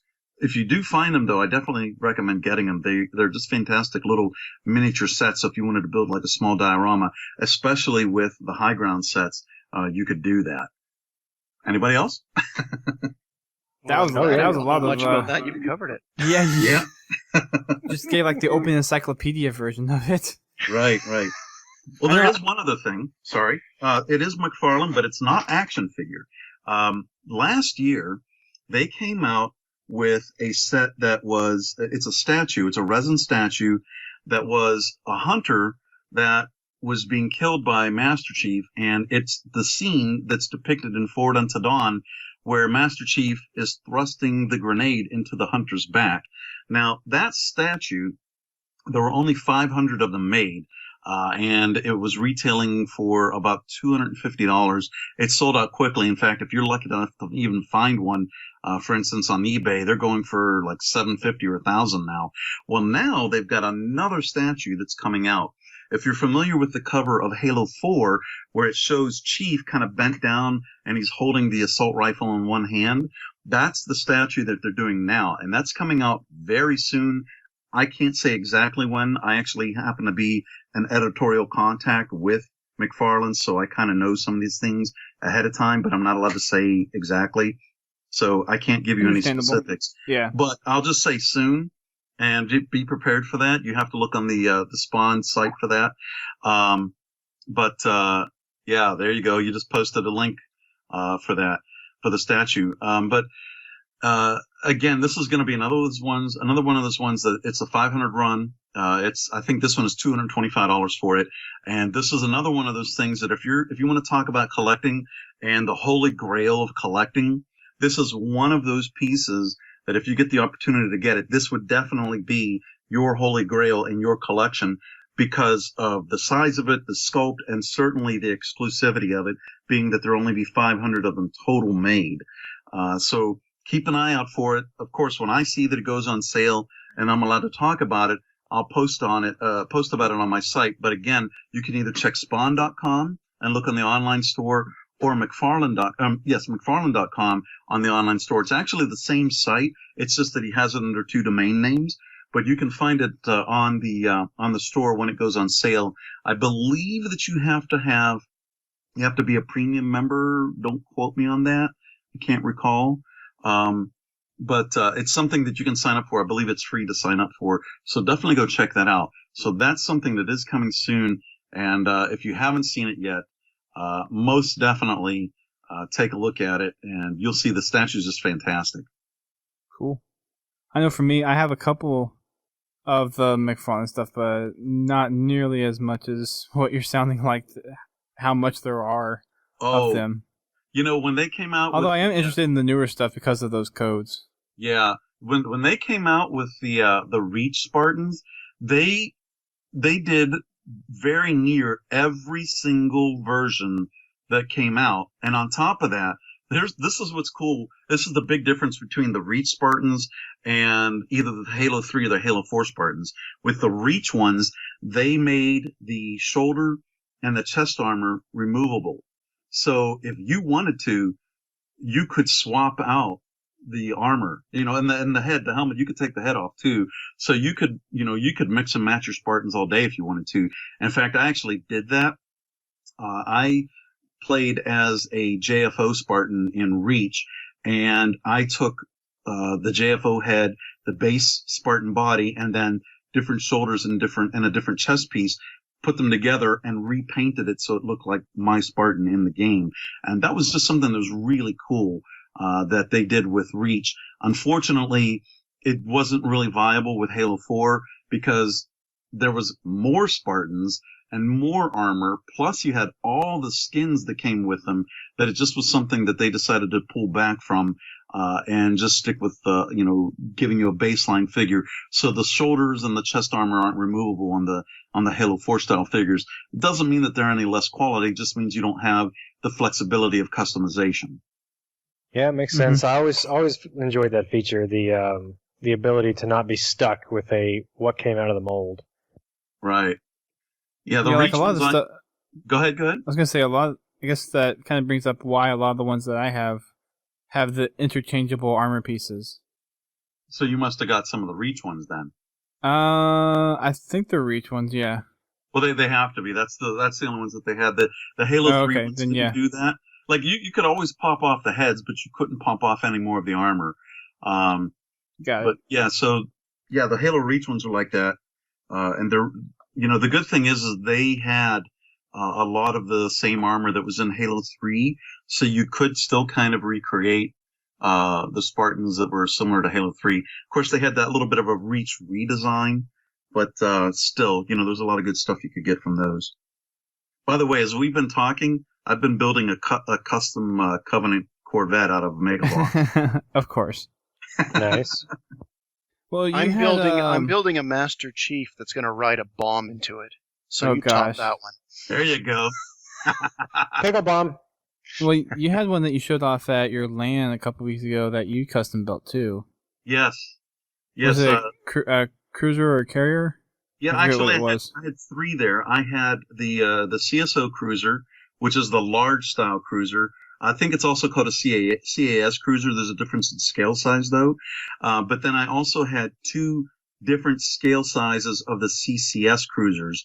One was made purely from a Wraith. The smaller version was actually made from 4 different ghosts, Mega Block ghosts. But the large CSO cruiser was made from a Mega Bloks Phantom. And again, you can see the site to see pictures of those. But yeah, those are things that I made because I wanted to have these cruisers, and Mega Bloks hasn't made them yet. But just like Gagnon mentioned, they're very keen to looking at what collectors have done, collectors, fans, consumers, whatever, for customs. And if they see that there's a lot of excitement for the customs, they tend to end up eventually making them anyways. In fact, I'll be honest. I got on their official Facebook page, they relinked to my custom CSO cruiser, and I could immediately tell when they did that. When I was checking the analytics for my site, I got a jump of about 500 people, 500 uniques that came to my site just from that alone. So that kind of thing is actually good. Not for me necessarily, although it is, but it's good because Mega Bloks gets to see that, there's excitement for these kind of sets. Since they had the signature edition Forward Unto Dawn set last year, and they've got the Mammoth coming out this year, the idea that people are excited for Covenant cruisers could possibly mean that we'll see one of these kinds of sets come out next year. And I know that that's something that a lot of fans want. The Covenant have not been as well represented, especially in the bigger sets. So this is something I know people want to see. I think the biggest challenge for them, though, is because the Covenant cruisers are more organic, more rounded, but that's a little bit harder to do in block form. Yeah. So, that's something that they have to get around. But, right. It's still a possibility. Right. Goodwill Hunter, I know your Covenant cruiser is amazing. Goodwill Hunter made a pretty nice one as well. Oh yeah, his is fantastic. Like I said, we don't compete. His came out of several different sets. I think he made his out of 2 Phantoms and oh gosh, I can't remember. There was a couple other sets he made his out of. And yeah, it's beautiful. It's a long ship. I think it's about 2.5 feet long. It's nice and thin as it should be, height, top to bottom wise, but it's the length of it, the width of it. It's a great custom. Very nice. Lionheart, you've been kind of quiet. You want to chime in here, or I know you were kind of holding back until they kind of said their stuff. Yeah, it's definitely not related to Mega Bloks, so it's kind of like, it's going to completely change the course of the conversation. I didn't want to, like, be like, oh, so cool story, then this other thing, and it's like, what? Where are you coming from with that? That's not even a segue. But yeah, I am the only Mega Bloks thing I own.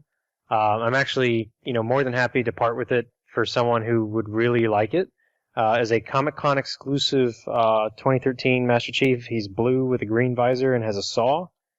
If I met someone who's like, oh yeah, I never got to get one of those, could I have that? I'd be like, sure, whatever, because for me, I'm not a parent yet. I hope to be one day, but it's so when I think of collectibles for Halo, the main thing that I look for is I want to re-enjoy things about Halo that I either enjoyed in the past or enjoy now.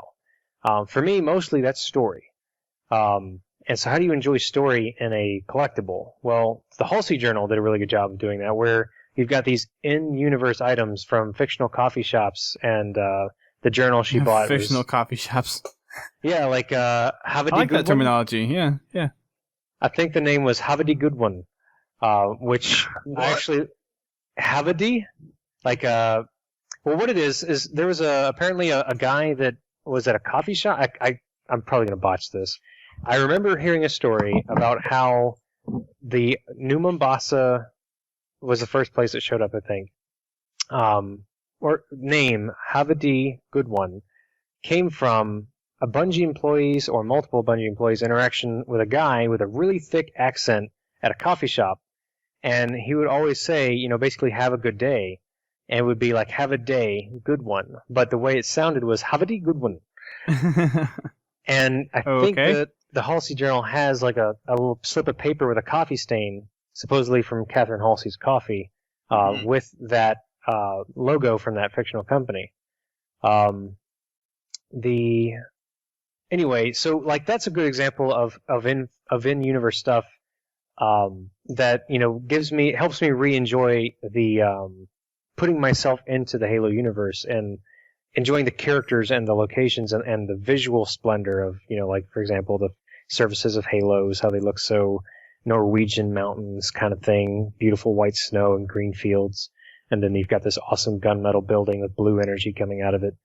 And then you've got dark rocks to contrast the snow and the green with. And it's gorgeous. It's like a nature, forgive me if the term's inappropriate, eyegasm.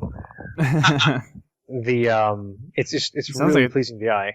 Well, it sounds like it just takes a lot of effort and, well, at that point, money to do all that stuff, too. Well, the other thing is, I've actually got an Imgur link or two to post in here. I don't remember my Twitch login, so I can't post it directly in the chat. But, let's see, copy, paste. So these are the 3A figures, and just a couple pictures from the Carter and Emil figures that have been made. And this kind of detail is what I look for in anything that is a thing in my hands that I can hold or look at and turn around in 3D. For me, I would much rather spend, it doesn't have to be this big. I mean, they're pretty big. But I would much rather spend a lot more money and get a lot more detail where perhaps that detail wasn't available in any format otherwise. Like Reach, you couldn't exactly get that close of a look at the armor when you're like in the middle of a firefight, for example. And the cutscenes, unless you like record the save film where you clip the cutscene out and you just save it and you go back and watch it, they might get pretty close. But even then, I mean, the Xbox 360, it had 1/2 of 1 gigabyte of memory for the CPU and GPU to share. So Bungie was pretty limited in what they could do as far as like texture resolution. So whenever I wonder, like, oh man, what would it be like to see a Spartan in real life? What would it be like to see like a Marine in real life? You see those Neil Blomkamp, shorts where it's like a super realistic take on the Halo 3 visual identity. And then you see stuff like this, and it's like, wow, that's so cool. I want to, like, whenever I want to see a Halo figure, that's what I want to see, is that kind of detail. And I'm actually looking to acquire both of those eventually. Certainly the Carter one. If they make a George one, that's it. I'm done. I'm sold. I'll buy probably at least one, maybe two, because George is the man. I totally biased for George because he's an S2. I'm not going to get into the S2 versus S3 thing because I love them both, but you got to understand S2s are the most interesting fictional characters I've ever come across. But you never really get to see it like fleshed out because there's never really a narrative or plot related reason to do it. They're more intelligent than Halsey, and a lot of people forget that when she was teaching them these games inside what was it, Castle Base in the First Strike, she was with Fred and Kelly and a couple others. She had taught them little games to keep them from going bored and losing their minds pretty much because they were down there a while. And eventually they got better at the games than she did, and she stopped playing with them because she was a sore loser. But, you never see how smart they are because they're probably not even aware of the disparity between how smart they are and how smart everyone else is because they've, from the time they were 6, they were told, hey, we're all going to die. You're going to die. I'm going to die. Your parents are going to die. Everyone you ever cared about is going to die unless you can save us because you're special and you're the only ones who can. And so, they've been very mission oriented from that point forward their entire lives. And there's always a mission for them to go on in either human-controlled or Covenant-controlled space in the galaxy. So, getting to see just like something that I can't see with what's already been released is super valuable to me. And I'm willing to shell out a lot of money for that because I own a lot of collectible stuff. The other link I have to share is when Halo Waypoint retweeted a picture I put together from right here. From when a Halo fan went on HBO's forums and was willing to get rid of some figures they had laying around. Now, I didn't need them to be in the box, but I did want those Hunter figures, and I also am always willing to pick up a Spartan 2 if they look right, if they look like a canon Spartan 2, which these guys are what you have here is the 3 set. What you have here is the Halo War Spartans that came in the package. And then you've also got the, I think it's Douglas? I feel bad for not remembering. Douglas or Jerome from the Spiritfire Red Team. He came in a 2-pack with the Chief, which was basically Spartan Leaders 2-pack. I can't remember the official name for it. And so you've actually got basically 2 Douglases standing back to back. I just kind of put whatever weapons I could into their hands because I just looked for whatever's nearby. And one of them is actually sculpted or has a different paint setup than the other one. One's like more green, whereas the other one has like the black fins on his helmet and a couple other things. And they're not the same color either. But when I want figures, when I want collectibles, for me it has to have a meaning. Like it has to have some kind of tie-in to what has actually happened in the Halo universe. So when I see all these multiplayer armors put out, I'm like, what is the profit margin for what is the profit margins for like some random purple and yellow what I call clown armor, just because no Spartan would be caught dead and that kind of stuff. But purple and orange, I'll say CIO, just because it's one that was recently mentioned. What a lot of people forget or don't know because they're new is before Halo 3, all multiplayer Spartans were just basically the Master Chief, and you could change the colors. And then with Halo 2, you had, I believe, female voices, like when you would get hit and take damage or something. Dang, it's been a hot minute Was since I that played Halo Halo 2. I thought that was only introduced in Halo 3. I want to say in Halo 2 you could change the voice to be female, but I cannot remember. I know Halo 3 you can. I don't think Halo 2. Okay, so let's say it was just Halo 3. Before Halo 3, it was all just, basically Halsey's armor. Halsey's designs were the generational mark system, the 4, the 5, the 6, presumably the 7, which is mentioned in Glasslands and Thursday War. And then everything else was basically created by Bungie to allow for people to own their Spartan, to feel a sense of connection to their visual customization choices. There was, all these, because Bungie wanted to blur that line between single player and multiplayer, which I respectfully disagree with them on. I actually think it should have gone the opposite direction to an extreme. But it's obvious that model worked for them and that it was very well received by me and everyone else as well. But pretty much to try to condense it real quick, every multiplayer armor or every armor set that's not Halsey's armor is pretty much a reason for people to enjoy multiplayer that much more. It's not really connected to the story. The only time I've seen that not be true is the Headhunters short story, specifically the was it the One? I think it was One who made that animated comic, the motion comic for Headhunters. Did you guys see that on Waypoint? Yep. Yeah. Yeah. So No. like Roland. Okay. Roland and the other S3 Headhunter were equipped in armor that didn't quite match up with anything that we've seen, but was pretty similar in a couple different respects. So presumably it would be like, that was their specialized set of armor. But everything else has just been kind of like there because it's people wanted to connect their Spartan. And now that Halo is so much bigger than just a video game, it's obvious that there's appeal for figures as well. But I'm curious, what is the profit margin for that purple and orange Spartan? Who wants that? Like, I mean, it's cool that people want that. I mean, there's going to be people that want that. That's cool. But there's probably going to be like 5 compared to like how many people want the Master Chief. Obviously, that's going to be one of the best-selling ones, right? Even though we've had like 15 editions of them so far.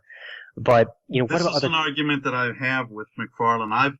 I've sent them email after email with McFarlane about, the choices of figures that they've done. And I've said that, trying to get these specialized Spartans is just kind of ridiculous. I think it would be better if they just went with more campaign style figures instead. Yes. I would like to see more Jackals and Grunts done, but there are other figures, for instance, and other characters, like I would love to have as much as crazy as it might sound, I would love to have a Catherine Halsey figure. Yes, me too. The Lasky was actually supposed And a plushie, to be and a balloon, and a body pillow, and a... I'm sorry. Lasky was Everything. supposed to be in Series 2, but for whatever reason they canceled him. And it really sucks because I was looking forward to him. And the thing is they did him as Commander Lasky. Well, they could have still done that. And the only thing they would have to have done to change him from Commander to Captain is pop the arms off and make a new sculpt for the shoulder that makes it look like he's a captain. That's it. One portion of their figure. They could have done the same figure otherwise, and he could have now been Captain Lasky. It just makes no sense. So yeah, you're right on that. That having these very specialized colors for Spartans, that's just Now I got them because I'm a completionist, and I love toys and Halo and all that. But you're right. What kind of call is there for some of these, combinations and whatnot that they do? I wonder almost if Bungie and Microsoft haven't supplied McFarlane or Joyride or whoever it was that they partnered with basically data from matchmaking, like, oh, this is how many people have this color set, this is how many people have this armor type. That's part of what they did, yes. And I was like, okay, are we really rocking that many purple and orange CIO setups here? I mean, a lot of people, that's another thing. As far as a business perspective, it makes sense to support people who have no interest at all in Halo's deeper substance. They call the guys who call elites dinos, and they're like, oh, there's the dinos, yeah, campaign. I never touched that. I never played that. And then they, rock out their yellow and green multiplayer armor that, it's like, I understand that they have money too, and their money is just as valid as the hardcore, fiction fans' money. And there's probably a lot more of them than people who know a lot about the fiction. But I think that I have this belief that quality sells no matter what it is. And when word of mouth creates a demand as opposed to marketing, then, because when someone hears from the paid professional, they, take it with a grain of salt. But when they hear from the satisfied customer that something's awesome, that's a totally different perspective. Right. And I would love a Halsey figure. I want a Fred figure, Kelly, all the Spartan 2s that you've heard of, both pre and post augmentation. I mean, how you said Fred and Kelly? Yes. Well, okay. Let me be very clear here. How to speak without bursting into flames. The package Yeah. was a Halo anime episode, for those who don't know, and it was done by Shinji Aramaki. I can't remember which one it is. But he did Appleseed, which I love. And that was the 3D Halo Legends thing. So what I understand to have happened is that 343 went to these best anime studios in the world and got their like top pick. Well, I say 343. It was like Bungie and 343 kind of thing at that time, I think. And they got their best anime studios in the world to do. I think there was a couple that they didn't get, like one or two, but for the most part, they got their top picks for people to do these. And they allowed these guys creative license. And, you know, we all know how that turned out, and it was all very interesting and diverse. And, you know, like the watercolor painting that moved, it was very neat. But what ended up happening, which is so weird and frustrating to me, is that Shinji Aramaki's take on the armor that John and the other Spartans wore in that episode was based on the Mark VI. It was completely based on the Mark VI. Every single detail of that armor I have poured over it is essentially a very stylized Japanese-style Mark VI. And for when they're not saying that that's canon, that's fine. I mean, creative license, cool, whatever. Don't like spend what I do. Don't do what I did and spend like, you know, agonizing over every detail and the, you know, manufacturing date and where it came from and whether that planet was glassed yet or not and all that stuff, you know, because that's not the important part, right? Well, then later on, we get this almost weird, out of nowhere canonization of that as being one of the editions of Mark IV. In addition to that, you've got the most hated Halo product ever created by me. I've never hated something more in my life that's related to Halo. The comic series about Spartan Team Black. What was that called? Bloodlines? Yes. Where basically instead of military professionals, you had a bunch of squabbling little toddlers in Mjolnir armor, and it was in all Mark VI, but it was before Mark VI was ever issued. And so the explanation Frankie put out, if I remember right, was, you know, that it was skunkworks. Basically, it was super prototype stuff. And I'm like, okay, that had to happen. Somebody had to do it. Fine. But frankly, I do not even acknowledge those characters as canon because those were not Spartan 2s. And then it depicted the whole boot camp when they were younger as this kind of weird Kurt Russell soldier, very hostile, pitting them against each other kind of thing, which is also completely against what's been established for 10 years, where it was a, you know, us and them thing, the kids and then the trainers. And the kids were like forced by Halsey's design and Mendez's design to basically think of each other as their best friends and their family. And then you've got that completely thrown. Anyway, all that's to say, Shinji Aramaki made that armor that Fred and Kelly wear in the figures as a kind of Mark VI, and then he integrated the whole multiplayer, you know, because in theater, this ties into Halo Reach's armor designs, where George has yellow and red, and then Kat has light blue. And then Emil has red on his armor instead of them being solid green like we were reading in the books. In theater, it's really important to not let the audience get confused as to who's who and who's talking. You know, Red versus Blue did this with the nodding heads, remember? The person with the nodding head was the one talking. Yeah. So in theater, it's really important if you're trying to tell a story for people not confused. And so they compromised fictional details in order to accomplish that. And the package, Fred and Kelly, for me, as a collector, someone willing to throw my money at Microsoft and say, here's my money, give me these simple things that don't actually use that much of like a new mold. You can use existing molds and just piece them together. It's really frustrating to me that they chose to put out the only Fred and Kelly figures as these creative license-based interpretations of something that doesn't even make sense fictionally. Because that goes against what I was saying earlier. What I want from my collectibles is to re-enjoy what I already have loved or still love about Halo. And when they put out a purple armor, where does that? I never saw that in a cutscene. Where does that come from? Or if they put out, I don't know. Like, okay, here's a great example: the Mega Bloks stuff. There are so many different generations of armor present in one battle on the covers of those.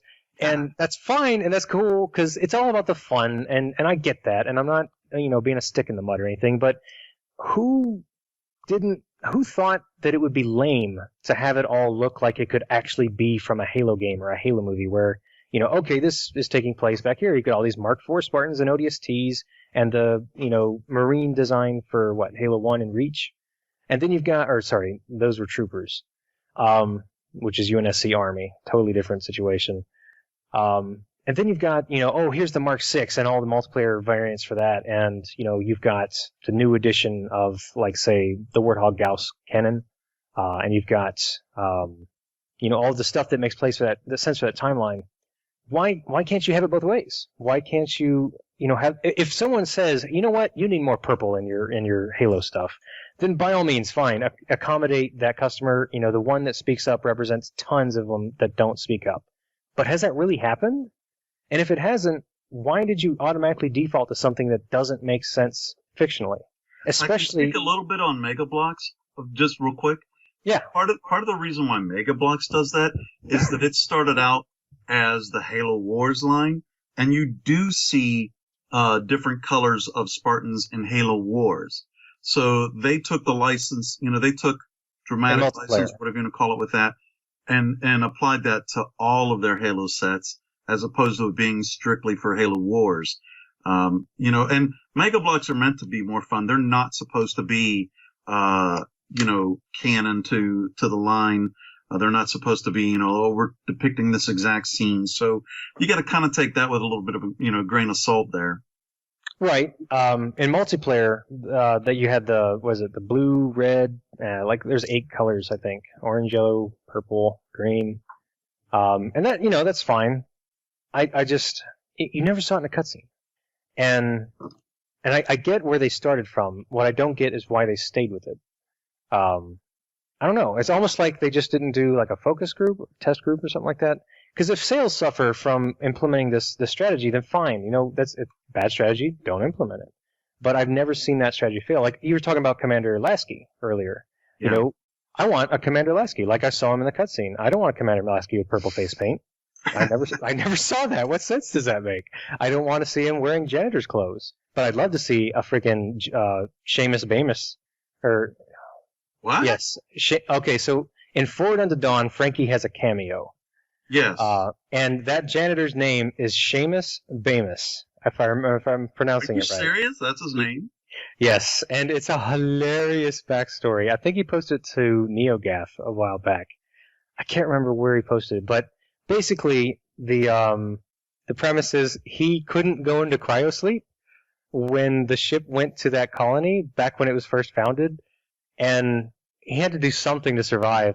But he basically went insane and is a very angry person. And so when and this is all made up by Frankie, but it's hilarious. So basically he's constantly plotting to kill all the students at Corbulo. Like in his own mind, he would never actually do it, but he just hates them. And he hates life and everything. It's hilarious. I think that after Corbulo was attacked, they never found him, and they're still looking for him. That's funny. Okay, then. I've never heard that before. Let me give you... Neither have I. I want that link. If you got a link. I've got a link to Garrett Post's TD Spiral's art that actually depicts Seamus Bamus in a cool propaganda poster for the UNSC. It's part of a limited series he created for a charity run. Here we go. Yeah, with his bald head on it, kind of an Art Deco thing, if I remember right. I've seen that poster. Nice. Yeah. You just went into a bunch of detail that I really didn't even think about. And for figures? Yeah, for the figures, for the McFarlane toys and everything. Yeah, so me, I want to spend, I don't know, I'd be willing to spend a good chunk of change, but my sweet spot would be, I'd be willing to put out at most $45 per figure to get the kind of detail I want without needing a giant old size like that friggin' foot-tall Master Chief I've got back there from the Halo 3 days that Walmart and other people put out. Have you seen that one? I've got a 3-foot-tall Master Chief, so... No. He's got a lot more detail to him than the standard issue. Was it 6-inch figures? Oh yeah, you're talking the McFarlane foot tall. Yeah, I got that one. Yep. It's very cool. I'm disappointed that they stopped that line. What's crazy is they did that as Master Chief, and then a brown one, and then a blue one. Now, why did they make brown and not red? At least give us team colors if you're going to do it. Yeah. Of course, decisions like that just confuse the mess out of me because it means less money for them. Yep. But that kind of figure, I'm absolutely willing to throw down on. I don't need it to be 12 inches tall. However, if you could make it immaculately detailed, or make it, good enough detailed, more detailed than the 6-inch figures, but it comes with cool in-universe stuff. Like, how it's got that McFarlane series where you build the UNSC symbol and the legendary symbol out of the... Yeah, so stuff like that. But instead of including, pieces that build something, how about just stuff like that was in the Halsey Journal? Like, I have that UNSC-issued ID card for Catherine Halsey. Because I work at GameStop, people often just throw away the limited editions that, like, it was a gift and they don't care. And I'll just be like, let me just go ahead and not let you throw that away. I'll just go ahead and take that from you. Which, depending on who hears that, I might get in trouble, but I don't care. Nah. But a lot of people didn't know, and it was only just discovered by most, that if you put that under a blacklight, there's a holographic image of Halsey's face. Yes. That is extremely cool. I've done that. So any kind of item that could be on the movie set of the Halo TV, or on the set of the Halo TV series, or a movie or something like that, even if it's a freaking ID card or a piece of paper, I want that because this universe, this fictional universe, is the best and most well-built fictional universe I've ever seen. Now, especially on the scale that it is, that's not to say that I, dislike all other fictional universes and it's just Halo is just so much better in every way. It is better in almost every way, but not by like a crap ton. And the issues that it has, like with the retcons, of the fact that in the Fall of Reach the elites were not present in the war until the very end, and that was retconned later, and all that stuff. That's fine. I understand retcons are a procedural thing that happens eventually when you get this kind of a big franchise, but it's nowhere near as bad as Star Wars, expanded universe issues. Oh, let's not get on that. Oh my God. Right. Just got a lot of people concerned about the upcoming films, the new Star Wars films. Are they going to involve Jason and Anakin Solo? Are they going to involve this? Or are they completely abandoning it? It sounds like they're completely abandoning it, and that sounds like it's a much better thing to go with than to try to thread a needle through all the crazy contradictions that happen there. But all that is to say, this fictional universe rewards me the more I invest into it. And just like people like Stephen Loftus, there are a lot of the hardcore fans that have been around the longest and been around, more than just the guys who got into it last year. That the continuity is not just like a cherry on top. It's essential that, stuff makes sense. Yes. If a figure comes out, who is that guy? Where does he exist? Did he die yet? I mean, what's going on here? And it's like, okay, here's this for fun figure. That's cool. I like for fun figures. Thanks for letting me know that was a for fun figure. And, I'm going to put him over here. I'm going to make this really humorous situation or whatever. But there was, okay, so I was in Seattle recently for the Penny Arcade Expo for this year.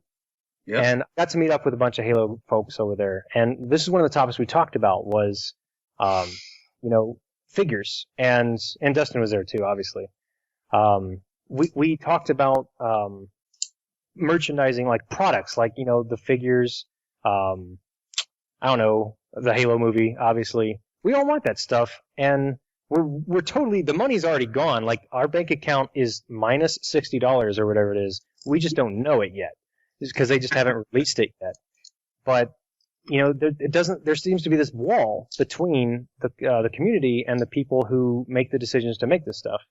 And I wish there was a way for us to just talk to these people and be like, hey, here's my opinion, which may not mean much, but this is how much money you'd get from me if you do make these things.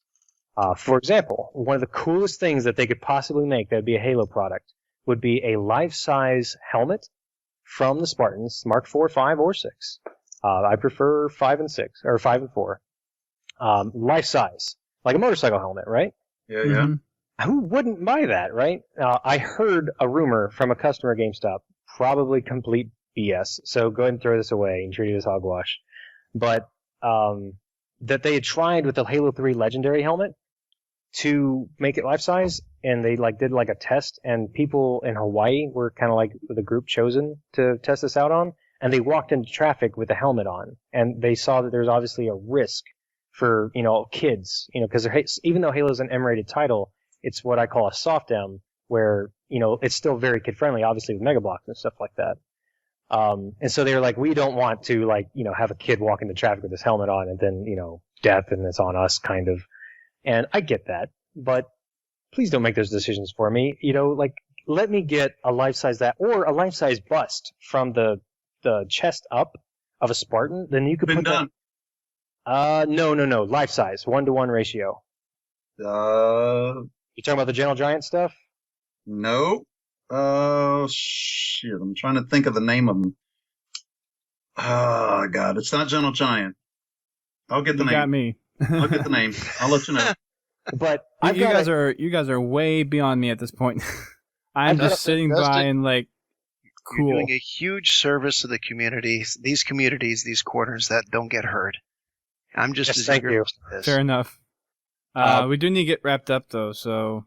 Okay, I'll end On there. that note, I'll end just there by saying, saying I've got a fireplace and I've got a mantle above that fireplace. If I could put the 1-to-1 ratio upper body of a Spartan up there, so that basically when I walk in, it's like I'm looking at how tall he actually would be. Mm-hmm. That would be so cool, and I would be willing to part with so much money to have that. Let me give you an idea. This is not the same thing, but something that's close to that size and is reasonably priced. I had this at the LAN. I think, Dustin, you may recall seeing this. Fatheads, who normally they make the large sports figure wall decals, they also made Halo ones as well. And they have Master Chief that's done, damn near to size, damn near to scale. I think he is something like 6'9", I want to say, for the wall decal. And he's really 7'2", so, obviously there's a few inches difference, but if you just move that off the floor a little bit, you've got a whole wall decal then that you can put up. That whole thing, it costs $100, but it includes, beyond Master Chief, there's a bunch of different symbols, UNSC symbols, the one with the eagle, and then the letters. There's, I think there's either a BR or a DMR. I think there's an assault rifle. There's a couple other things as well. And they're removable. So you don't have, once you put them on, it's not like they have to stay there. You can take them off of the wall and replace them wherever you want. So that's an option for you. That's another kind of a collectible, if you don't have the room for a big sculpt, that's something that's a flat decal that you can use that then. And again, it's very close to the size that it's good enough. So that's something to think about there. Yeah, absolutely. A 2D representation would still be cool to have life size. And it is close. Yeah, I would agree with me. For me, it'd be cool to have just a big kind of statue like that in my. Did you remember seeing that at the LAN? I believe so. Yeah. It was hanging from the ceiling. I had it hanging from the ceiling down to the floor. Yeah. It was in the backdrop of the stream. Right. Yeah, I saw it. It's a freaking huge poster. Yeah, it is. The problem is if I got one of those, I'd have to take the huge picture of myself off the mantle. But anyway. It'd probably look better. Hey-oh! Oh, just man. stepped into that one. I Just kid. a big I kid. fat one there. So we've talked a lot about the Mega Bloks and the toys and everything. Is there anything else you guys want to touch on? Any little corners before we kind of wrap this up? Because we've passed the 2 hours. We passed the 2 hour mark, so we need to start wrapping this up. I absolutely have one. Clothing. Yes. Yes. There's so many more opportunities in clothing, but just one really easy, no-brainer for clothing is in-universe clothing. Like the We Are ODST commercial, where he's in the boot camp for the ODSTs and he's got that shirt on. That shirt. Just anything where it's like, hey, I could be on the set of a Halo movie. Look at me. Or the watches, or... How about the Corbulo training T-shirt? I've actually got a Corbulo Academy Military Science hoodie from the set of the Forward Unto Dawn web series. Right. But it's still like Vancouver 2012 and all that stuff. The Corbulo would be good too. But anything where like you wear it and yeah, you could probably be on the set of the Halo film and you wouldn't look out of place. Because it's what it's doing for me when you do stuff like that is it's basically, again, just helping me re-enjoy what I already either enjoyed in the past or enjoy now. So clothing, watches, accessories, any kind of products like that where you are connected to the events in the universe. Well, most, like, I've told a lot of people this, but most of my wardrobe for t-shirts is Halo shirts. Whether it's Griffball, Tide the Leader, or not Tide the Leader, The Running Riot, HBO, Red vs. Raw? Blue, actual Halo shirts like the Cam shirt, the events shirt, the tournament shirts, and all that stuff. So all my shirts are Halo-related shirts to some capacity. You're a nerd. And Be all nice. those... Hey, I'm a But it proud would be nerd. nice if- I'm a if- proud nerd. But it would be nice if it was more easier accessible Yes. to people that don't have the access. Like, I don't mean that in a bad way to Dustin. Obviously, you, like I said, you go about and you're in the trenches. You've earned that. But it'd be Well, nice yeah, to you make a find good- it. You make a good point, though, because there's lots of shirts that's been out there where they've been in, like, the Bungie store or the Waypoint store for very short periods of time. And then there's other shirts that are sold through other online shops and other venues like GameStop or Hot Topic or those kind of retailers. And it's like there's no good central place for people to really buy all that clothing. It's so widely distributed. It's hard to keep track of it all. You guys want to make some money? It would have to be licensed. I do not. Thank you for And I think asking. it might be hard to get licensed by 343. I Just appreciate saying. you bringing that up. I do not. Hello, Microsoft. I'm listening. I do not. The shop will be Yeah, in China. But I will not be. Yeah. We'll drop that.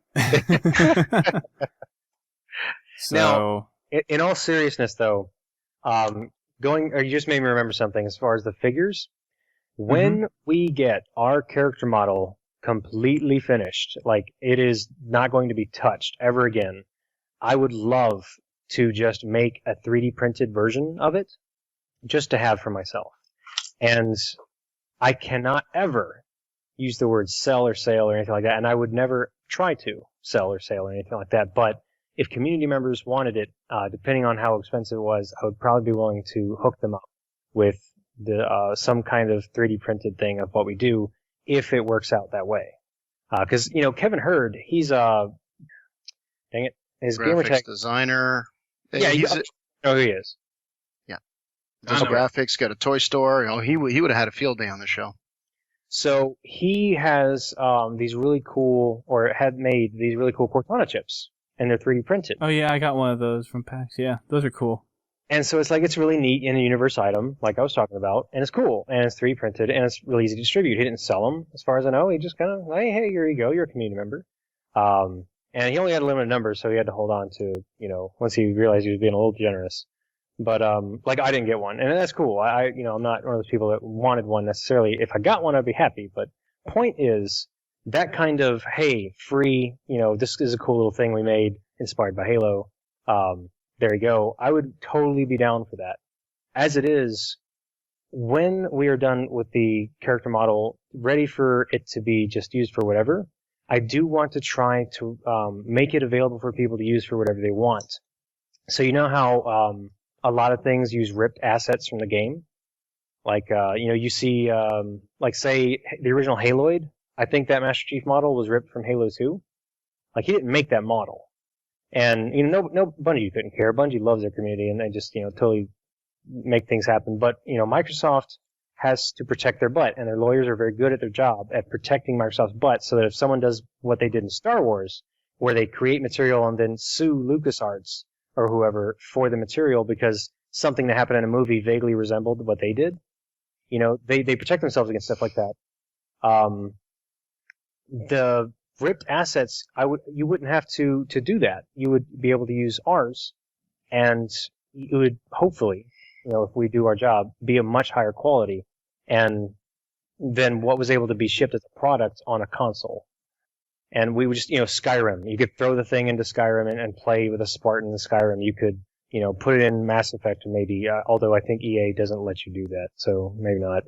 Or whatever, and just release it to the community as, hey, this is what we're going to use, but you get to use it too because we're a community. That's what we do. We share. Right. So I think this is about a good time to start wrapping things up. Okay. I know you guys could probably talk on for more and more hours about all this stuff, but I think, at least for the audience, I think we've gotten to a good point where we've covered a lot of the bigger areas of the kind of the collectible Halo scene, because the Mega Bloks, at least in my opinion, Mega Bloks is probably the big one out there. And then McFarlane. And then the McFarlane toys, and then the shirts. I guess they're kind of like technically collectible, but it's more kind of along the lines of just the clothing in general. But yeah, I think the two big things whenever it comes to collectible stuff for Halo is the McFarlane toys and then the Mega Bloks. So, and I don't know how much more I'm going to spend on Mega Bloks, but I'm sure it's going to be a lot more at some point. That mammoth is fantastic. It's 2,000. Real quick, it's more than 2,000 pieces, but it's only $150. When you compare that to the Forward Unto Dawn, the Forward Unto Dawn was, I think, roughly 2,800 pieces, but that was $250. So you're really getting your money's worth with the mammoth, and it's massive. It's bigger than the elephant set, and that's a set that I will highly recommend. Cool. All right. Well, I want to give a huge shout out to all of you guys for joining us this evening. Sal, thank you again for coming on as usual. Always willing to do so. Love it. Gagnon, thank you for coming on kind of last minute. Pleasure to be on. I'm going to give him a shameless plug. My videos you can find at Andrew Gagnon, AndrewGagnon, and I'm occasionally on Post Game Carnage Report. And now I've done my obligation to name drop them. Fair enough. And Lionheart, thank you for coming on as well. Always a pleasure, man. And with that said, guys, thank you for checking us out. Remember, we broadcast these live on Twitch at 8:30 p.m. Eastern Time every week, again on Thursdays. So make sure you come check out our live stream. If you don't have the chance to do that, you can always find us on our website, podtacular.com. While you're there, if you have any questions, comments, feedback that you would like to give us regarding any of the stuff that we discussed in tonight's show, any prior shows, or anything that's coming up in the future, feel free to drop us a line by using the big green submit button on our homepage or sending us an email directly to submissions@podtacular.com. You can also call our listener voicemail 240-200-HALO. That is 240-200-4256 and leave a Halo-related message, and we will play that on the show so you can actually be heard instead of just us reading your submissions out. One submission that we did get, which I thought I might go ahead and just bring up on the show just for the sake of everyone else knowing. I did get a question of whether or not the Fight Like a Girl tournament was going to be going on this year. And I talked to the Don Juan, who is the organizer of the tournament, and she said because of the launch of the Xbox One this year, and most of the staff that run that tournament are Microsoft employees, they will not be running the flag tournament this year. So, unfortunately, that's not happening. So, we'll have to wait till next year until we have another flag tournament. Yeah. Well, I'm sure it'll become back bigger and better on the new platform. Oh, probably will. And we might have the new Halo by the time that comes out. Yeah, if they have the back end of the year, let's be optimistic. A new version of something Halo. Yeah, Halo 5. So, yeah. ODST 2. I'll take Halo. Well, it has Master Chief in it, so it can't be really ODST. Wait, are we talking about the next game? Halo Anniversary 2. I wanted to. I was on a real podcast, and I wanted to spread like a rumor. But anyway. Nah. I don't know. We'll see. They're keeping it tight-lipped now. So you're not getting an invitation when my son marries. Oh no, yeah, he can't anymore. That's right. Dun dun dun. So you can also check us out on our social media platforms on Facebook /Podtacular, Twitter @Podtacular, our YouTube, Podtac TV, and on Twitch again /Podtacular. We also do Wacky Wednesdays, which is our custom game night, which happens on Wednesdays at 8:30 p.m. Eastern Time as well. And then we're also looking to bring back Monday Night Matchmaking. Now, we were going to bring it back next week, but I have a business trip to go to, so we will not be doing Monday Night Matchmaking next week. I will be flying out to Oklahoma at the time, so I will not be able to get online and play. So we will be bringing that back 2 weeks from this Monday, and bringing that back in full force to be every other Monday, of course, at 9:30 p.m. Eastern Time on Mondays. So if you want something that's not as wacky and down to the matchmaking side of things, a little bit more serious, then make sure you check us out in about 2.5 weeks. So with that said, everybody, thanks again for tuning into this podcast. Sorry for the long one, but as you guys can tell, these guys are very passionate about their collectibles, and it is a very big universe out there, and it's one of those other little corners of Halo that we must acknowledge, because every little corner of the Halo universe just adds such richness to the Halo community and the universe as a whole. So on behalf of everyone here and myself, thank you for tuning in, and we will see you guys next week. Peace.